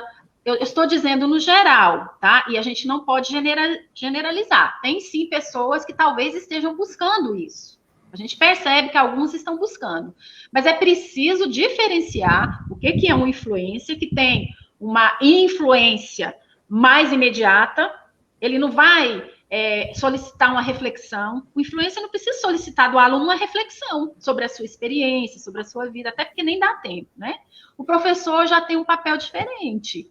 Ele visa uma formação mais humanista, ele tem princípios mais, né, voltados para uma formação mais, vamos dizer assim, a partir de alguns princípios humanistas. Isso envolve aí, né, uma série de elementos, de conhecimentos. Então, tem essa diferença. Eu não quero comparar. Embora a gente esteja sendo cobrada, né? Nós estamos sendo cobrados em determinados momentos, até cumprir com essa função de influência. Mas não é o nosso papel. Vamos diferenciar isso aqui, né? É uma questão de identidade e de propósito e de objetivos e de concepção de vida e de mundo. É isso. Bom, a Silvia fez uma excelente exposição das respostas, mas falando igual para o Jairo, aquilo que a Silvia disse, né? O influência é a questão da identidade do professor. O influência está a nível de um mercado, está vendendo a imagem, muitas vezes ele vai falar de acordo com o produto que ele vai vender e vai passar uma realidade, muitas vezes, distorcida. Então, ele está passando algo que muitas vezes cria uma fantasia que não corresponde à realidade. Agora, o professor, dentro de uma base teórica de conhecimento, ele é um influenciador no sentido formativo, né? A gente sempre tem a imagem do professor, tanto é que nós temos um problema enorme com a desvalorização do professor, mas a gente tem um respeito muito grande pelo professor. A gente não esquece os nossos professores que nos marcaram, que nos mostraram caminhos. Eu sempre falo, olha, aqueles professores que marcam a gente, tem dois tipos de marca. Tem a marca positiva, aquele que você admira e quer até comparar com ele, cria até maneiras que ele tinha, e tem o professor negativo, aquele que te destrói, que te massacra, que te adoece. E nós estamos vendo muitos professores adoecendo o aluno, e eu sou um crítico disso o tempo todo, porque eu adoeci no mestrado por questões internas de professores cobrando numa consciência que eu não tinha, aquilo era dolorido. Então eu falo, olha, não tem uma fábrica de adoecimento, muitas vezes, igual a escola. Quando eu falei para Maria Angélica que era preciso conversar, por quê? Porque é preciso entender aquela pessoa. Por exemplo, eu vejo ali, eu sou aquela pessoa que chega, eu converso do estacionamento com o porteiro, vou seguindo com o pessoal ali, vou conversando e vejo, e gosto de escutá-los, o que eles estão dizendo. Por quê? Porque às vezes você vê a pessoa chega e vem conversar com você, ela está tão desesperada e você abre uma janela, né? E assim, por exemplo, tem o Jairo lá no espaço da faculdade, a gente troca um monte de figurinhas quando encontra, porque eu estou falando da minha angústia, ouvindo a angústia dele, e nós elaboramos. Então é o seguinte, eu não estou falando que o professor faz isso de propósito, não. É porque ele, muitas vezes, na sua ansiedade de ser perfeito, de dar conta e exigir, ele acaba fazendo isso. É aquela questão, corrigir, por exemplo, com a caneta vermelha, você destaca o erro. O professor tem que entender que o nosso cérebro entende o que destaca. Se eu destaco o errado, o cérebro acha que o errado é o certo. Eu tenho que mudar de metodologia, como eu vou fazer? Então, o professor influencia. Eu sempre falo, olha, o professor, quando leva um livro para a sala, o aluno vem ver que livro ele está lendo e, normalmente, o aluno vai ler, o aluno vai comprar, o aluno vai discutir. O professor que conta uma história, fala de um capítulo, olha, eu li um texto interessante, eu vi isso, o aluno começa a buscar aquele professor que ele identifica, que ele faz transferência, porque, na verdade, é transferência. A gente aceita o psicanalista pela transferência, a gente aceita o professor pela transferência, a gente aceita o amigo pela transferência. Quando é contra a transferência, faz o errado. Então, essa questão é muito importante. Então, ele é um influenciador, só que ele não pode ser um influenciador digital no conceito de influencer digital que nós estamos tendo. Aquele que é para o mercado, que é para vender. Mas ele vai influenciar, sim. Por exemplo, agora é uma questão pessoal, por exemplo, eu e Silvia, nós temos uma relação que começou ela sendo minha professora na época do mestrado, né? E ouvindo e tudo, hoje eu sou parte do grupo de pesquisa onde ela está no grupo. Por quê? Porque houve uma transferência onde eu admiro, respeito, eu falo para ela, eu gosto muito de eu te ouvir, eu gosto muito de estar junto porque eu aprendo. Isso eu falo para ela, como eu tenho outros colegas, como ela fala para o outro dia mesmo ela falando do orientador dela, o quanto ela admira e tudo, porque a gente construiu, só que não é única, a gente tem vários, né? Como nós temos papéis diferentes, então é uma influência. Então o professor é aquele que dialoga. Muita gente fala assim para mim, mas o professor não é psicólogo do aluno. Nós não estamos falando para o professor ser psicólogo de ninguém. Por isso eu sempre falo o seguinte, eu gosto muito do Cristo filósofo, não o Cristo das religiões que cada um inventa.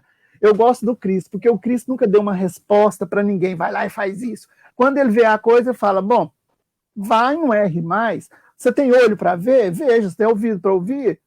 Ouça. É essa filosofia que está para além, né? De empoderar o sujeito com a palavra da moda, de dar ao sujeito o lugar de sujeito. E o professor dá o lugar de aluno para o aluno dá o lugar de professor para o professor. Não é porque o professor é melhor ou pior, o aluno é melhor ou pior, não. É porque eles têm papéis diferentes, e se eu estou no lugar de professor, eu tenho uma bagagem intelectual, eu tenho uma bagagem formativa para estar ali, porque não estaria o inverso. É a mesma coisa crítica que eu faço, por exemplo, a pessoa que vai fazer um curso superior, porque ele tem um doutorado, ele chega lá e fala para o professor que vai dar aula para ele, eu sou doutor. Não, aqui eu sou aluno, sabe por quê? Porque o conhecimento que você tem para lecionar eu não tenho, porque se eu tivesse eu não estaria aqui. Então eu estou ali como sujeito, como pessoa. Nós temos que colocar nos nossos lugares. Eu vejo, por exemplo, e aí eu faço crítica, colega que diz, o doutor é o título, ele é importantíssimo, mas a pessoa dá o lugar. Eu tenho doutor que eu não dou lugar de doutor para ele. Se você me respeita como ser humano, como pessoa, você me respeita com título e tudo mais. Se você tem o título, mas você não é respeitado, você é desqualificado. Esse é o papel do professor. Então, o professor vai influenciar. Quem é que não tem aquele primeiro professor? Aquele professor que marcou, aquele que você tem saudade, que você lembra, e tem aquele que você não quer ver de jeito nenhum, e quiçá faz voodoo com ele. Não é uma brincadeira, é lógico. Então é isso, né? Essas falas que traz essa discussão, eu gosto muito dela exatamente por isso.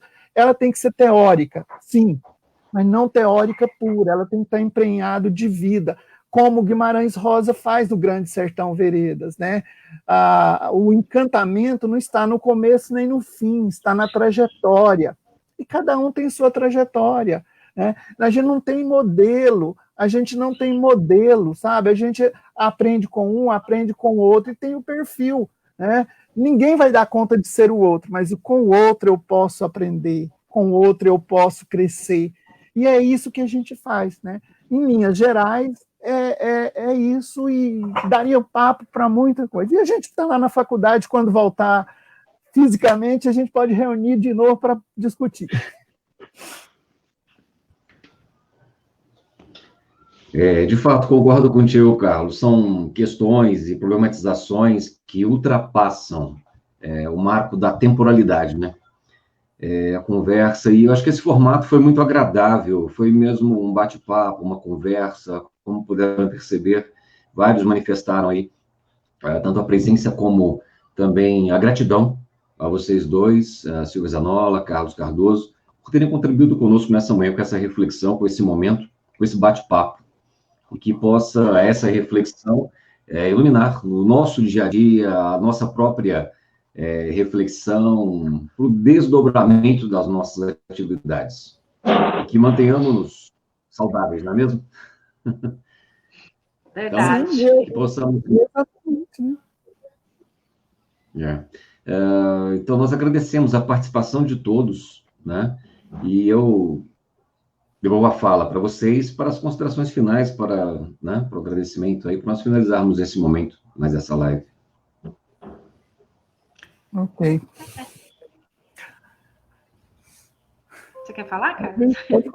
Pode fazer as suas considerações. Não, é só agradecer mesmo. Eu só posso agradecer, né, a oportunidade de poder participar aqui com o Carlos, com o Sandro, e agradecer o Nevida mais uma vez, porque o Nevida nos proporciona, né, essa visibilidade de opiniões, de pensamentos, E mais uma vez também, né, dizer do quanto que é importante para nós essa discussão, porque não é uma discussão para o outro, é uma discussão de nós para nós e envolve o outro, porque as mesmas angústias, dúvidas, as mesmas dificuldades que a gente percebe nos colegas são as nossas também. Nós não temos uma receita pronta, como foi dito. Então, muito obrigada por terem ficado até agora, por terem oferecido a escuta, por terem participado conosco. Muito obrigada de coração. Uhum. Bom, eu também agradeço a Silvia por estar junto com ela do trabalho, o professor Sandro também, que a gente tem feito um trabalho, os colegas do Nevida, as pessoas que estão nos vendo, dizer o seguinte: antes de tudo, seja você naquilo que você acredita. Pense como você é, seja você. Eu gosto do seguinte, o Inácio de Loyola fala uma coisa: ame e dê vexame. Porque todo apaixonado, ele dá vexame. Mas um vexame no sentido bonito. Então te valorize. E outro negócio, eu brinco às vezes assim, olha, se eu não gostar de mim, quem vai gostar? Eu sei que a minha imagem não vai ser agradável para muita gente, mas aquele que olha para mim e acha ela agradável, vale a pena. E a gente tem que olhar isso. Não é achar que a autoestima vai lá para o chão, não. Você tem que te reconhecer. Né? É aquela questão. Ninguém erra porque quer. Então, quem erra, erra sem querer. Agora, aquele que erra de propósito, aí é intencionalidade. Isso é um problema. Porque o erro é pedagógico. Se eu não aprender com o erro, eu nunca vou acertar o tempo todo. Então, a ansiedade nasce disso. E é essa discussão que a gente faz. E depois a gente teoriza. Porque a vida, ela precisa da poesia, ela precisa da beleza, ela precisa da música, ela precisa da contemplação, da admiração, sabe? Você tem que ter o espanto filosófico, né? Outra coisa, quando alguém te contar uma história que você já sabe, não fala, eu já sei. Não, ouça a versão dele, porque você sabe a versão do outro, você não sabe a dele. E cada versão contada é ampliada. Por isso, eu não gosto quando eu vou contar uma coisa, não, eu já vi isso e tal. As pessoas falam para mim, você já viu o filme? Eu posso ter visto, tá, mas você, como você viu? Porque o interessante é o olhar do outro, e o outro não quer saber que você viu, ele quer contar para você o que ele viu. E quando você ouve, é igual o gestor. O gestor que ouve os seus comandados dirige melhor, porque ele fala com anseio. Aquele que só dá ordem não é respeitado. Então, escute. Escutando o outro, você aprende. Então, é nessa questão. Esse momento aqui, para mim, ele é muito rico. Por quê? Porque é um momento de estar compartilhando as minhas angústias. E eu saio melhor. Né? Eu saio mais forte, porque eu estou vendo que tem pessoas que pensam como eu, que acreditam no ideal. Porque se eu não acreditar, eu perco essa força. Então é isso, gente. Muito obrigado. E estamos aí, né, Silvia? Como diz, hashtag tamo junto. É isso aí. Então, mais uma vez, aí, gratidão, professor Carlos, professora Silvia, e a todos os demais aí que estiveram conosco, e aqueles que, porventura, forem assistir, né, a essa live, que ficará no Facebook do Nevida, postada, depositada, armazenada para um outro momento. Uma boa manhã a todos, um bom dia a todos, e trabalhamos em paz e com saúde. Ok, muito obrigado. Obrigada. Até mais.